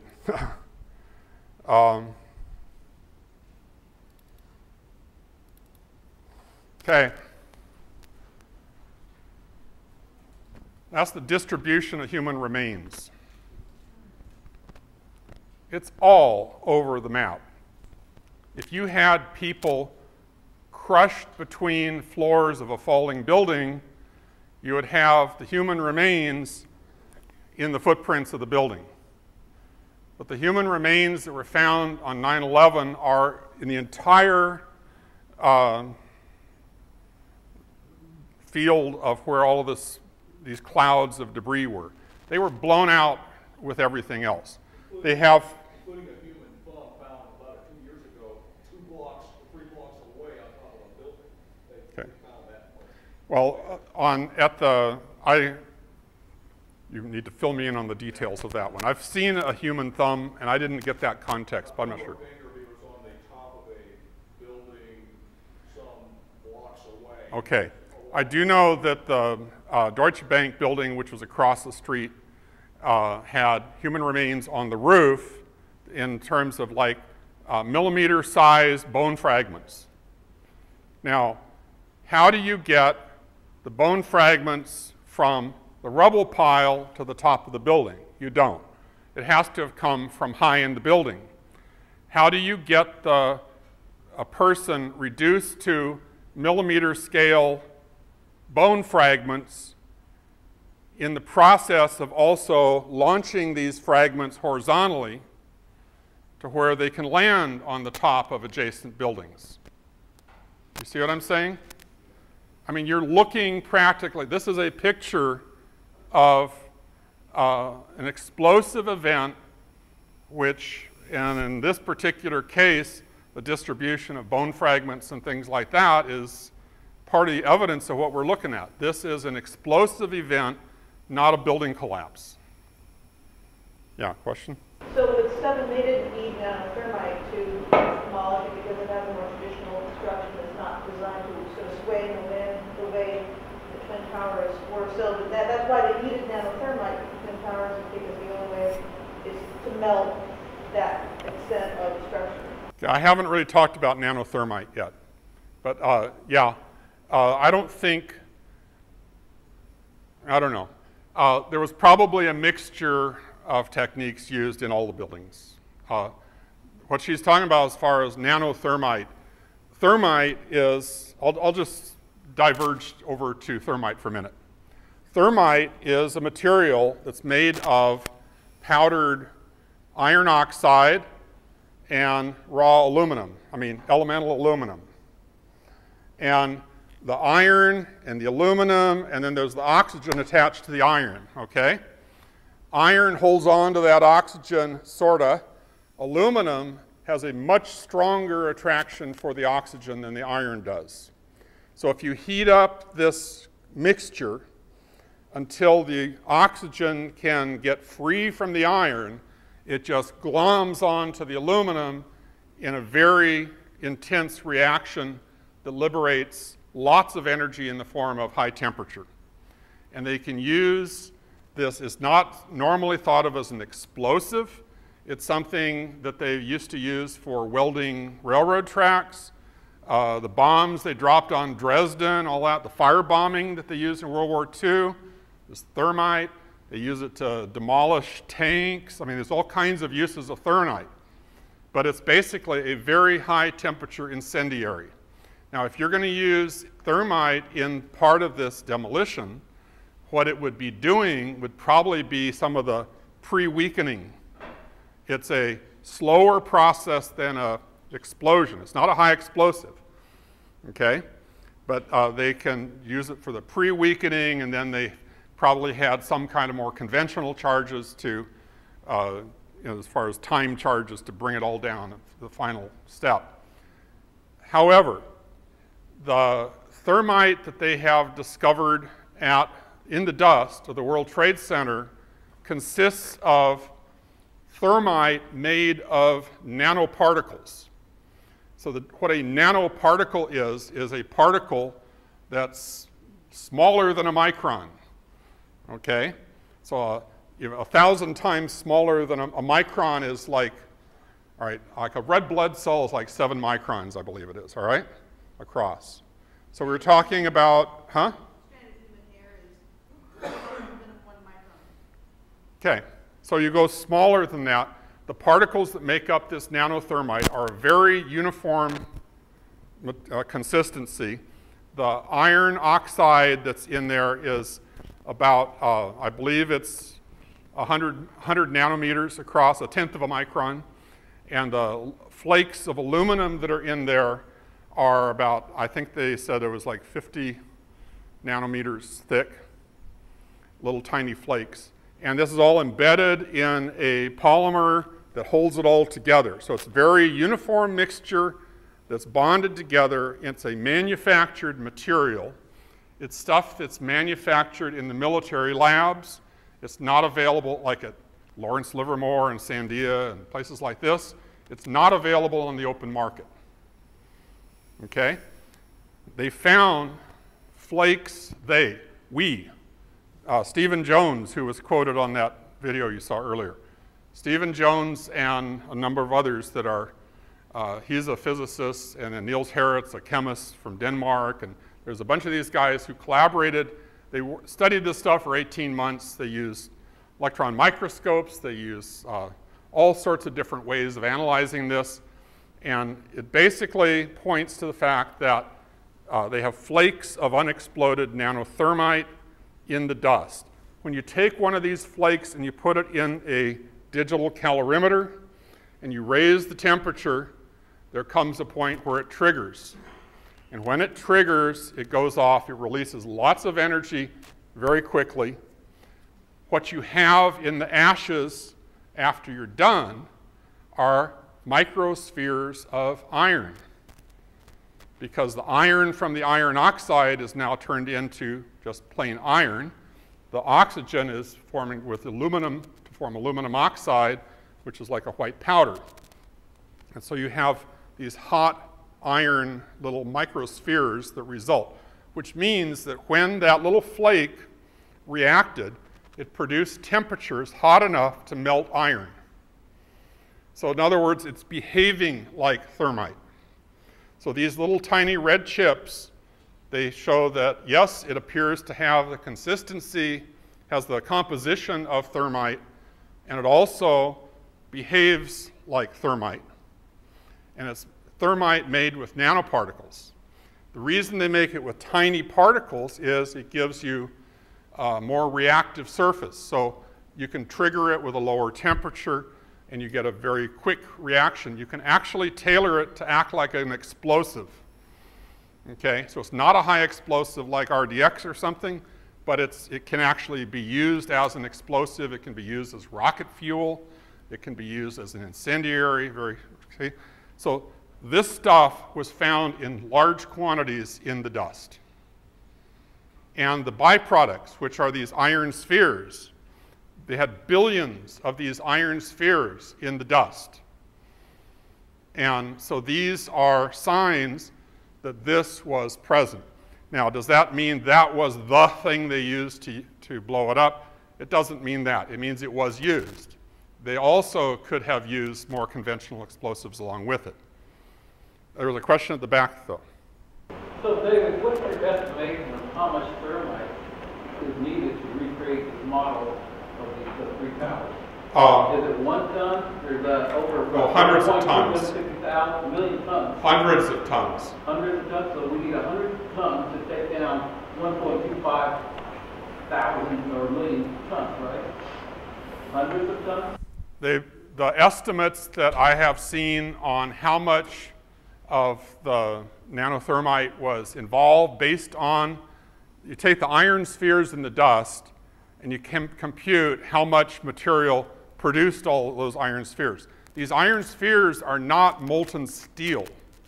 These are not from the structural steel. This is the iron that originated as part of the thermite itself. Okay? But from the chemical analysis of the spheres, it's pure iron, not steel. Okay? And so from the estimate of how much of that there was, the estimates that I have heard Niels Harrit and others make about this was that it's probably on the order of, it's a guesstimate, but on the order of 100 tons rather than, say, a ton or something like that. Now, there's a famous, for me it's famous, there's a quote when he was being interviewed by the press, and they say, how do they sneak that in there, you know? Well, it's not under somebody's turban, you know? How do you get all that stuff into the Trade Center to take it down. And his answer, very good answer I thought, is on pallets. Okay? So you basically, imagine this. You get a guy with a workman's shirt on, a label on the back, says Ace Elevator. They set out their cones, and they've shut down, one elevator shaft at a time, and they're doing elevator repairs. Guess what? They were doing elevator repairs for 9 months leading up to 9/11. All right? So these elevator repairmen would have access to all the core columns from the elevator shafts. And they could just wheel anything you want in there. They get passed through security. So if security was told to let these guys in, they can get in. You don't have to sneak it in. You just have to have somebody authorized to let you through. How about the perimeter columns? There were some of the perimeter columns where there's evidence of monkeying with them too. There's a lot of the floors that were not fully occupied. So there would be a lot of unoccupied territory they would have access to. And even if, there's all kinds of rationales. Workmen are around these buildings all the time. But the major thing they had to do is take out the core. And the core they had access to through the elevators. Yeah? Hey, do you think the explosiveness is because they didn't have access to the perimeter column? They had to use extra to take them out? Well, Tony Zambodi is an engineer back in New Jersey, and he and I have had a lot of dialogue on this topic. He's one of the guys on Architects and Engineers board right now, actually. But his idea is basically, if you're going to make sure that this building comes down, you want to take out, where the walls come together. You got to strip those joints apart to have the walls so they're going to guarantee they're going to come down. And so part of structurally disassembling the building is you want to make sure that you cut the corner columns. And so I'm sure there were frequent charges put on the corner columns. Justin Keogh, who I mentioned, has proposed another mechanism for attacking the perimeter columns. Is these, these columns were offset, 3 floors at a time. You saw the picture early on. And they're bolted together with these big old hefty bolts. And there's this little, if you basically have access to that perimeter column, you could reach in there and remove the bolts. On a lot of these, the building will still stand up. It's designed to withstand hurricane winds and all kinds of things. But I'm sure that there are a lot of places, his hypothesis is one of the ways of demolishing the perimeter was to remove a lot of these bolts. If you look in the scrap piles, there's a lot of these perimeter wall units, and you look where the little panel is, where the bolt holes are, and they're undamaged. How do those get ripped apart and stay undamaged? And one of the ways is by just going there and take some bolts out. That's nice and, a few workmen tinkering with things, nobody knows what they're doing, and so much. Yeah. I have a question about the molten steel. Am I getting into your presentation? There is, of course, the reports of, well, not just reports, but visual evidence of liquid steel at the bottom of these 3 buildings. And the problem that I have, one of the greatest troubles I have is explaining how liquid steel can stay in that state for weeks and months after. It couldn't. How do you explain that? I have lots of people I deal with that give me that question. I can't explain. I'm not a tech guy, so. It couldn't. If you melt steel, it's going to re-solidify within a few minutes, isn't it? You would expect it to, and it probably is. And so if you find molten steel weeks after the event, it means there have to be ongoing reactions continually melting more steel. Huh? It's mind-boggling to understand how much that material is there to continue that process. Do you think that the nanothermite would just consume itself in a short time and be done with it? Well, apparently there was an excess amount because there were reactions going on. They literally were pouring water on ground zero for months. This was September. The last fires were not out until after the first of the year. Now, how do you keep a fire? I've been around a house that burned down, and there'll be smoldering a little bit late in the day and maybe the next day, and then it's cool, right? So how do you have a building where these fires, weeks after the event, they're out there and their boots are still melting and all of this, and they describe it as like here. I'm curious about here's the classic video on that steel issue. That was found in the bottom of the towers. Recognize John Gross? Just tell me about it. Have you seen it? Well, not personally, but eyewitnesses there found huge poles of molten steel beneath the towers, and some scientists don't think that the collapse of the building could have melted all that steel. And physics professor analyzed some of the steel, and Stephen Jones, and he found evidence of thermite residue, which would explain how the buildings collapsed by means of pre-planted explosives. So, have you analyzed the steel for any of those residues? First of all, let's go back to your basic premise that there was a pool of molten steel. I know of absolutely nobody, and no eyewitness who said so. You'd get down below and you'd see molten steel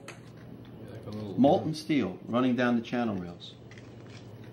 Like you're in a foundry. Yeah, like lava. Like it was lava from a volcano. The fires got very intense down there and actually melted beams where it was molten steel that was being dug out.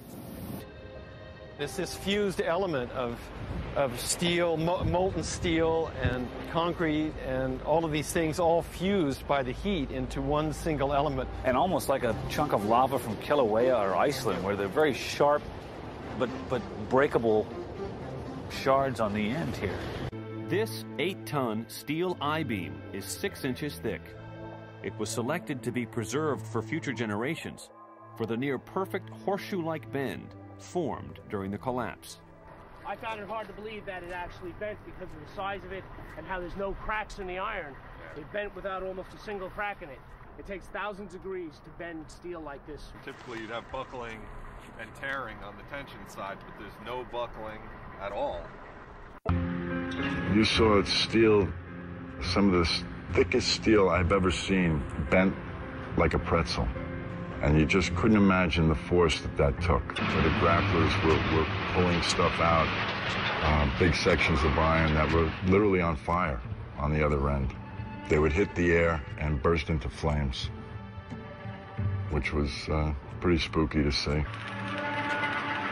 There was even a point where you would create an air pocket by moving steel, fueling the fire on the ground. It would ignite cars and cars would just blow up. But, these underground fires were just like the fires of hell. This is how it's been since day one. Oh, it's unbelievable. And this is 6 weeks later, almost 6 weeks later. And as we get closer to the center of this, it gets hotter and hotter. It's probably 1,500 degrees. We've had some small windows into what we thought was the core at some point, and it looked like an oven. It was just roaring inside. And it's just a bright reddish orange color. See that stuff he's pulling out? What was that shit? We're gonna hold off on the water. See the stuff he's pulling out? Yeah. It's red hot. If we hit it too much steam, you won't be able to see what he's doing. Great. You see how this debris is still smoking? That's when the fires that are still burning. 8 weeks later, we still got fires burning. Every now and then, one of the pieces of equipment will dig in, they'll open up a small area, the oxygen will rush in, and you'll get this plume of brown, black smoke coming up. That's because that fire just got more oxygen. So, these things are burning. At one point, I think they were about 2,800 degrees. Underground, it was still so hot that molten metal dripped down the sides of a wall from Building 6. There were fires of 2,000 degrees Fahrenheit below the ground. And all of a sudden, he comes out of this little tunnel screaming, "Wait till you see what I found." And he pulls in ministers and officials, and there, this cross is fully extended melted together with the intense heat. The two beams were never initially part of the same structure. Heat literally melted them together. And the piece of metal that's draped over was molten metal that had literally fallen over one of the arms. Steel-toed boots is one of the biggest things. Steel-toed boots? Steel-toed boots. Out still on the rubble, it's still, I believe, 1,100 degrees. The guy's boots just melt within a few hours. It was literally steaming. Your boots would melt in certain areas. That's how hot it was. The steel was coming out red in certain areas from the first couple of weeks at least. Go back to your basic premise that there was a pool of molten steel. I know of absolutely nobody, and no eyewitness who said so, nobody who's produced it. I was on the site, I was on the steel yards, so I don't know that that's so. There's video of it. Melted around 2,600 degrees Fahrenheit. I think it's probably pretty difficult to get that kind of temperatures in a fire. So I don't know the basis. I can't address your question if I don't know the basis. Well, NASA pictures, thermal images showed those sorts of temperatures in the basement. Would you send them to me? Okay. My name is Mark, and I'm the individual who was questioning Dr. Gross, and he asked me to email to him those thermal images. When I approached him after his talk to get his email address for that purpose, he refused to provide it to me. I think this is important because it reveals the attitude of the NIST investigators, which is one of willful ignorance of what really happened on 9/11. Now, to follow up,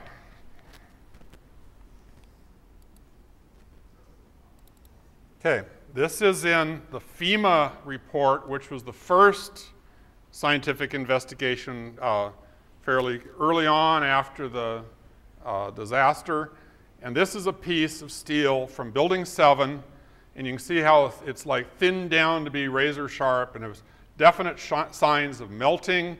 There's even some discussion of vaporization. I mean, it's very, very anomalous to have something like that result in a building fire. And this was discussed in the FEMA report in Appendix C.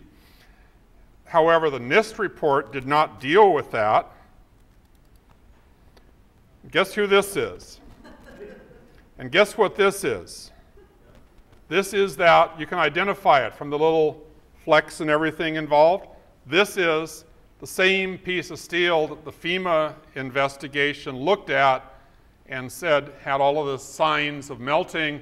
And here he is, looks like he's just shot a buck, you know. Anyway.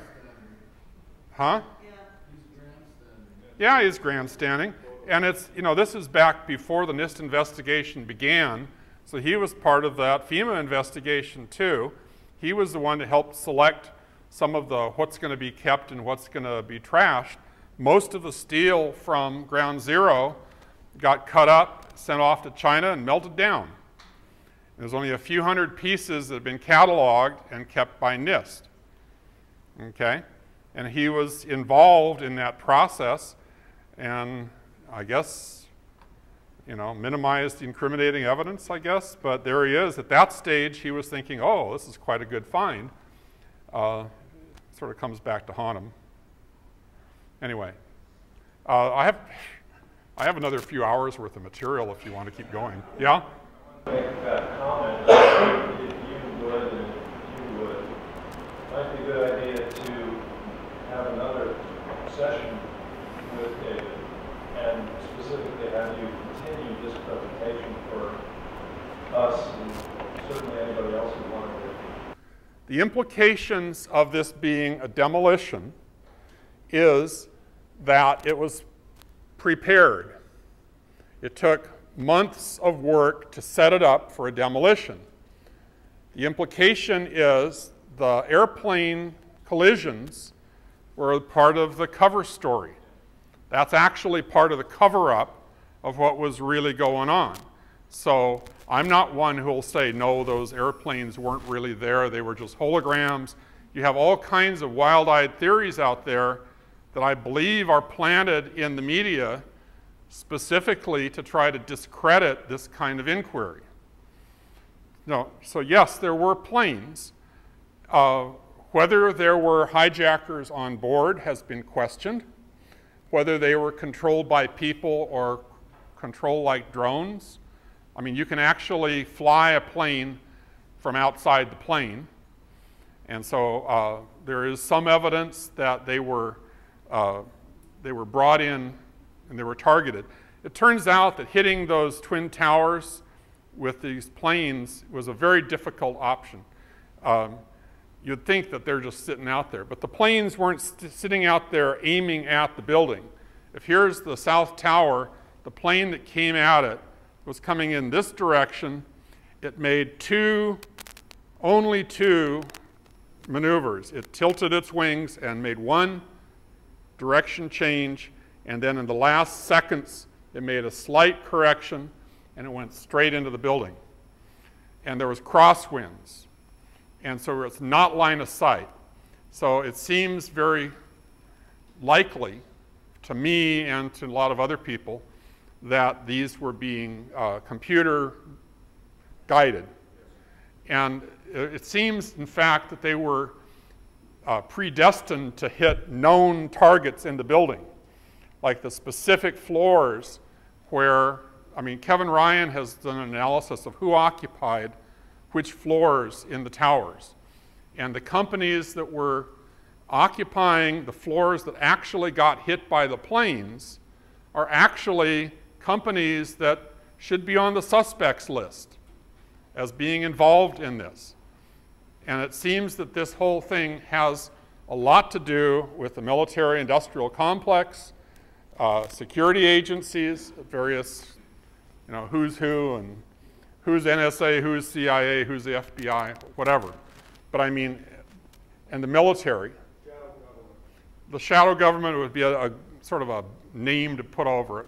That there is definitely, whoever it was who took the towers down had to have access to nanothermite, which was a military material.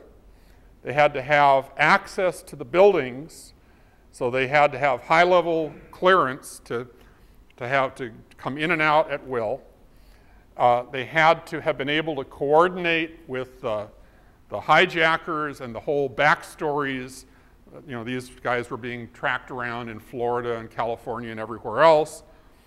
And so coordinating that whole scenario, and they had to coordinate with the military to not shoot down the planes. It had to coordinate with the civilian air controllers to put them off base. They had war games going on that drew a lot of the, supposedly they drew a lot of the fighter planes out of the eastern seaboard. They were off in Canada and Alaska and all these areas over there doing war games and leaving the eastern seaboard vulnerable. So all of these things at very high levels had to have been coordinated. So it does not look like a few guys in a cave are pulling this off. It looks like it was, when they say inside job, it has become a trite phrase, but phrase it however you like. It had to have been somebody with high-level insider connections to make this thing work. Well, I'm just saying, I know. Okay, all right. I just wanted to establish that it appears that this kind of evidence that I'm just sort of picking around, I'm dealing with physical evidence, which then feeds into the bigger picture of what's the whole picture look like. Okay. There are a lot of people with a lot to lose if this ever goes down. If this ever gains traction, it's like we're up against people that have real power. And so it's, right now, it doesn't seem like we're making a lot of headway. There are some initiatives. NIST is being taken to court over fraud. It's pretty easy to see how judges are going to, write it off. I mean, there have been a number of court approaches to this. I don't know. My approach is keep doing what I'm doing and raise public consciousness. There's a certain critical mass there that's probably necessary. I don't know. So I mean, I don't have my fingertips on that level of, you know, this is a movement, and each person in the movement does what they can do. Was there any senior level response to the Oh, no. The best way they've responded is just ignore it. That's fine. Oh, by the way, before everybody leaves, 911speakout.org is my website. We have cards here if you want to take one with you. But okay, there's a lot more stuff there. Anyway, yes, there are some initiatives. One of the guys who has a family member who was killed in England, he's trying various lawsuits from England. There are a number of them. Tony Zambodi, who I've mentioned a couple of times, an engineer that I've worked with in this, he is looking at very concrete evidence of blatant, actual, provable fraud on the basis of NIST in their analysis of Building 7. Here's what NIST says brought down Building 7. It was just fire. And here's column 79 towards the left side of the building as we were looking at it, towards the east side of the building. And there's a number of girders that support it laterally, each floor, okay? And here's a girder, and then there are beams that come under the floors that butt up against this girder. And NIST claims that the fires under the 13th floor, in other words, the 12th floor fires heating up the girders overhead, caused these beams to expand and push this girder off its seat. Had to break the connection and push it off its seat to where it would leave this column unsupported, and somehow that failure propagated down several floors. And if you leave a long enough stretch of a vertical column unsupported, it can then buckle. So they're saying that's what caused the east penthouse, the first penthouse you saw cave in, that's what caused that to fail. And that once you caused that to fail, it started a progression of failures that propagated across the building, and then the interior of the building sort of gutted itself out, and then all we were looking at, you see, was just this outer shell. Well, that doesn't make any sense at all, because what's going on inside clearly has some effect on what you see on the outside, okay? But in any case, that was what they're saying. Well, it turns out, number one, the seats that these girders are sitting on, NIST claimed they were 11 inches. And it turns out that they were calculating how much thermal expansion was needed to push this girder off the seat, and it would have had to move at least 5.5 inches. Well, hey, that's right to the border of 11 inches, right? 5.5 times 2 is 11. Well, it turns out that the blueprints have now been released through Freedom of Information Act, and they're not 11 inches, they're 12 inches.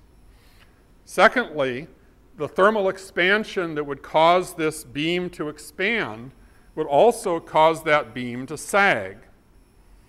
And so by heating it, you increase its length, but you also cause it to sag. And so it turns out there's a certain maximum amount of push that's even possible before the sagging dominates over the pushing. It turns out it can't get there from here. You can't get this beam off its seat. Furthermore, the beam, the girder rather, is an I-beam. It's a huge thing, but it's a thing called a web. It's the central part of the I-beam, and there's these T-like things at the top and bottom, okay? And so they're saying if you get the web, the central thing, off the edge of the support, then this part here would just flex. But that's weak by comparison. So if you get it that far, it's as good as gone.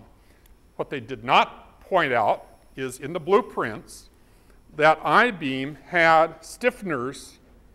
There's actual thick plates that were welded in that would make the entire thing so it doesn't behave like an I-beam. it would be able to support 10 times the weight that the I-beam by itself could support. Those stiffeners were left out of this model. There were pins connecting the girders to the concrete. Those were left out of the model. And there were some there were other support structures that would keep certain things from buckling. Those were left out of the model. And so there's several items that NIST had to have eliminated in order to make their mechanism work.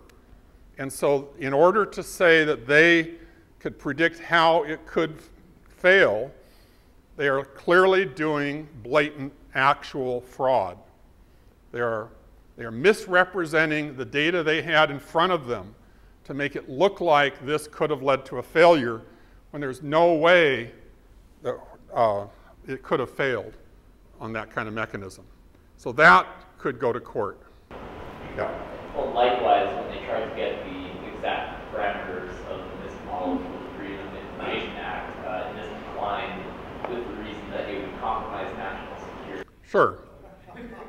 That's right.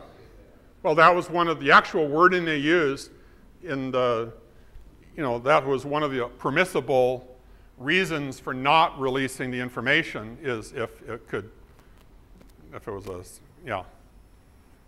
Yeah, just a second. Back here. Compromise national security because of all these implications. Just want to mention, thank you for being here, and I know you're paying when people... I'm here to compromise national security, right?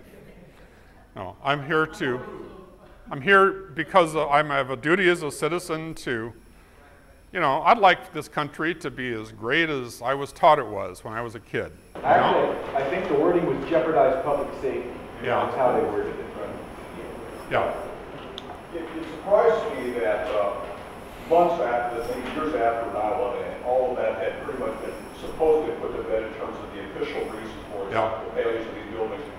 Why there wasn't some kind of emergency building codes convocation in the country to look at the buildings that can fall down from office fires. I mean, that never happened. What is your take on that community that didn't make that happen?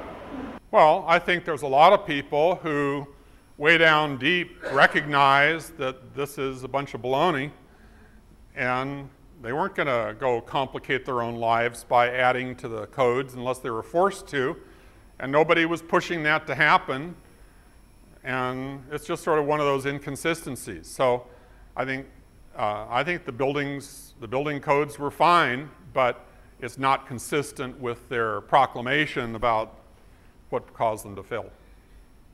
Yeah.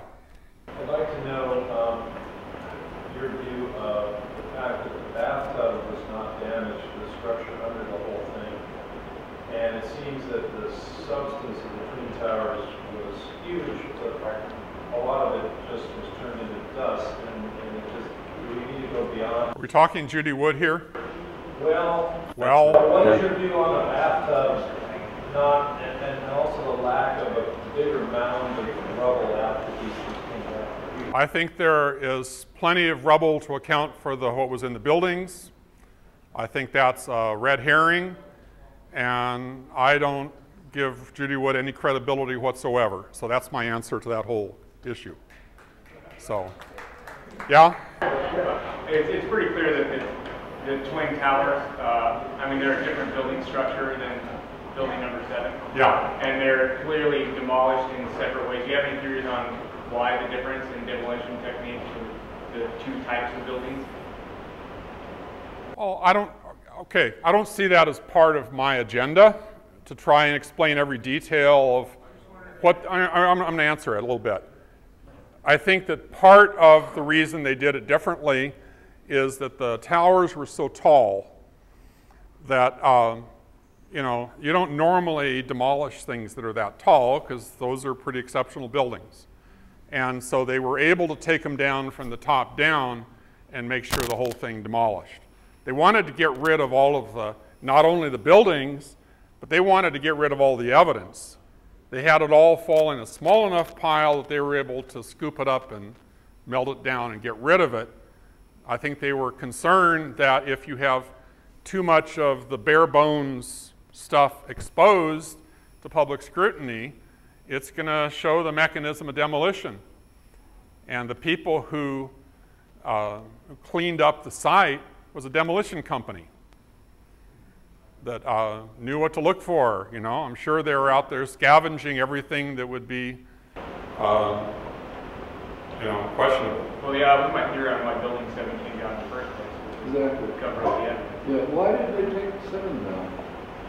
Well, I mean, again, speculation, but there are, if you go and read who was in Building 7, it was a lot of security type agencies, the Secret Service, the CIA, I might misquote some of these. Yeah, it's everybody imaginable. Yeah, the Enron investigation, the records from that was in there and so forth. So there's a lot of things there was a lot of things going on at a lot of levels. And so I'm not going to say this is why it happened, but it was clearly part of their agenda. Anyway, I saw another hand somewhere back there. Yeah? So, how corrupt is our higher education system? What university, public or private, is allowed to think about all the scientific facts that we bring out? You're a retired educator. Yeah. And I understand that educators, like professors in college, especially schools of engineering, are not allowed to do this. Well, I'm not sure they're not allowed to. I think they're intimidated out of it. I think that there's a very good video that's now available called 9/11 in Academia or something like that. The academic community. 9/11 in the academic community. It's an excellent video. And I recommend you get a hold of it, and if you have a copy. So see him and watch it, because it's the same idea. How come the media doesn't cover this? Not only is Fox News not covering this, Amy Goodman, Rachel Maddow, Bill Moyer, Bill Maher, Jon Stewart, none of these people, all of them poke fun at the 9/11 truth movement as though we're a bunch of crazies.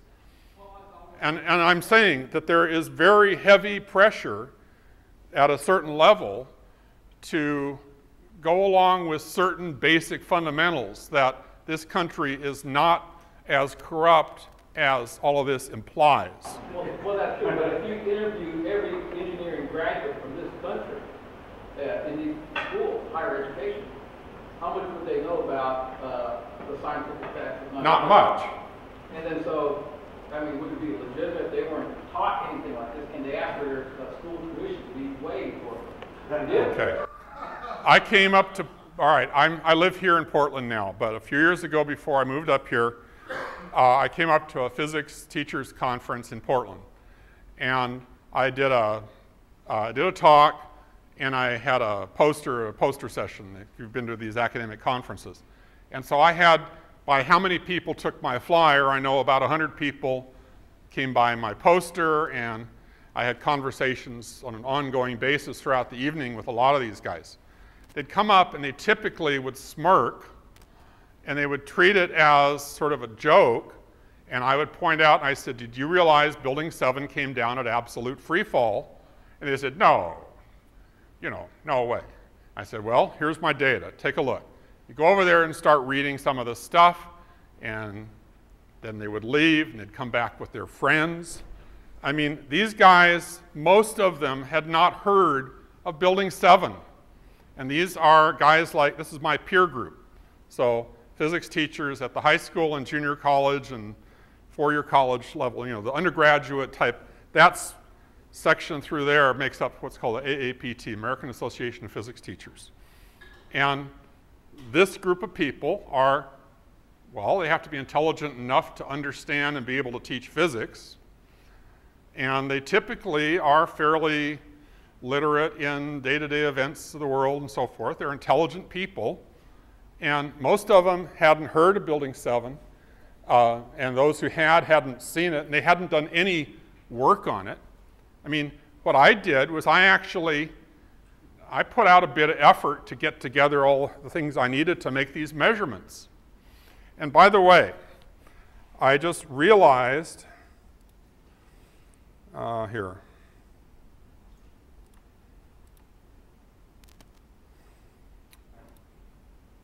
Where did my, okay, here we are. Here's 911speakout.org. This is my website. I just want to show you something here. Over here, see that? It says physics lab. What I just recently did was, here's a picture of Building 7. I realized, this was literally very recent here. I said, in discussing my measurement of the free fall of Building 7 with one reluctant physics professor locally here, the professor at one point protested, "I'll take your word for it, but for the sake of argument, but I have no way to confirm your claims for myself." I said, it astounded me because it was such a straightforward measurement, right? But then I started realizing I actually was relying on collaboration with a number of key people to get together the videos, the data that I needed to calibrate the measurements, and all of these things, the software to do this with. I realized there is a fair amount of work that it would take for you to go out and reproduce my results. So I put together a kit. Here's the lab instructions. Like, you could hand this, if you're a physics professor, you could hand this to a kid and say, here's your project. Here's the lab instructions. Here's all the materials. You can download it as a zip file here. And so if you're looking for a project, you're excited. Yes, you could basically go in and duplicate. You could do for yourself and make sure I didn't fudge. You can go through and measure the motion of Building 7. You can use those same tools on other videos to measure other things too. Once you get the skills, there's no stopping you, okay? You can do what I'm doing. And here's a little, I put together a little tutorial on using Tracker and all of it. So everything I use to put together these measurements, I put it together as a little lab. If you're interested, go for it. Do the measurements yourself, or assign it to your students. Yes. Thank you very much for your presentation. Can I say one thing? There's another dynamic about not looking at this information. Kurt Schrader is our District 5 U.S. representative. And in September, I asked him if he had seen Building 7 go down. Did you know about Building 7? Did you know there were 3 towers? He said, no, I didn't.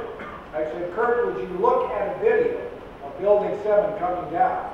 He said, no, I don't have time right now. I saw him at another candidate forum 2 weeks later, and I said, Kurt, 30 seconds. I want you to look at Building 7 going down. He said, I'm not going to look at it. I saw him a week later at another candidate forum. I said, Kurt, would you look at Building 7's collapse? No, I won't. What the hell is going on? People are afraid to get, you're aware of what's... They don't want to go down that road because they don't want to go where the evidence leads. They know where the evidence leads, or have at a subconscious level, they know where that's going, and they don't want to go there because it's opening too big a can of worms. So like I was saying earlier, I mentioned all these, these liberal people on the media. Why won't they do it? I mean, they open all kinds of cans of worms. But they don't want to do this one because it touches too critically at the core values of who we think we are. And if you start questioning the fundamental belief system of what it is to be a virtuous American in this exceptional, American exceptionalism, that we aren't like everybody else. I mean, we're worse. It's very hard to reconcile that. You're right, it's a paradox that's terrible because for me the free fall of 7 and the thermite are really hard to ignore. Oh, I mean, yeah. The problem with this, you can see already, the problem I have in talking about all of this is it's so big. All I can do is nibble around the edges. My angle on it is I focused on the building dynamics because that's what I have done some work on. But then what I normally do, if you watch the videos I've done talking about this on my website, I basically have narrowed it down. There's 3 primary lines of evidence that all agree and converge on this. One is the building dynamics, which is pretty much all of this stuff tonight. The second one is the evidence for high temperatures. There were temperatures 1,000 degrees hotter in the World Trade Center than you could account for by the fuels that they claim drove this thing. And the third is the discovery of the nanothermite, which puts, you know, when they had the anthrax scare, it was after 9/11, they originally were trying to tie that to Saddam Hussein. This came from Iraq. Well, I mean, it was a way of framing Saddam Hussein. Except the DNA from the anthrax pointed back to the source, and they said, oh, that came from military labs here in this country, and all of a sudden, this investigation started going nowhere. Okay? So it's like that was the DNA evidence. Well, the DNA evidence for the World Trade Center is the nanothermite. It points directly at the military-industrial complex. So the U.S. military, U.S. intelligence services, and then the corporate structures like all of these companies that live off of, profiteer off of war. These are the folks that brought us 9/11. Yeah.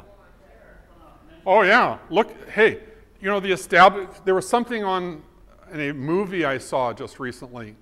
It was just sort of this litany of all of the buildup, like how many billions of dollars rely on this whole concept of a war on terror. I mean, the whole infrastructure for the war on terror is billions upon billions and billions of dollars. I'm sure it's in the trillions or getting up close to that. And do you think they're going to let go of that? I mean, and so there's a lot of people that have heavy motivation to make sure this gets nowhere. So I'm being subversive. So I'm out here trying to do what I do in spite of all that. So there you go.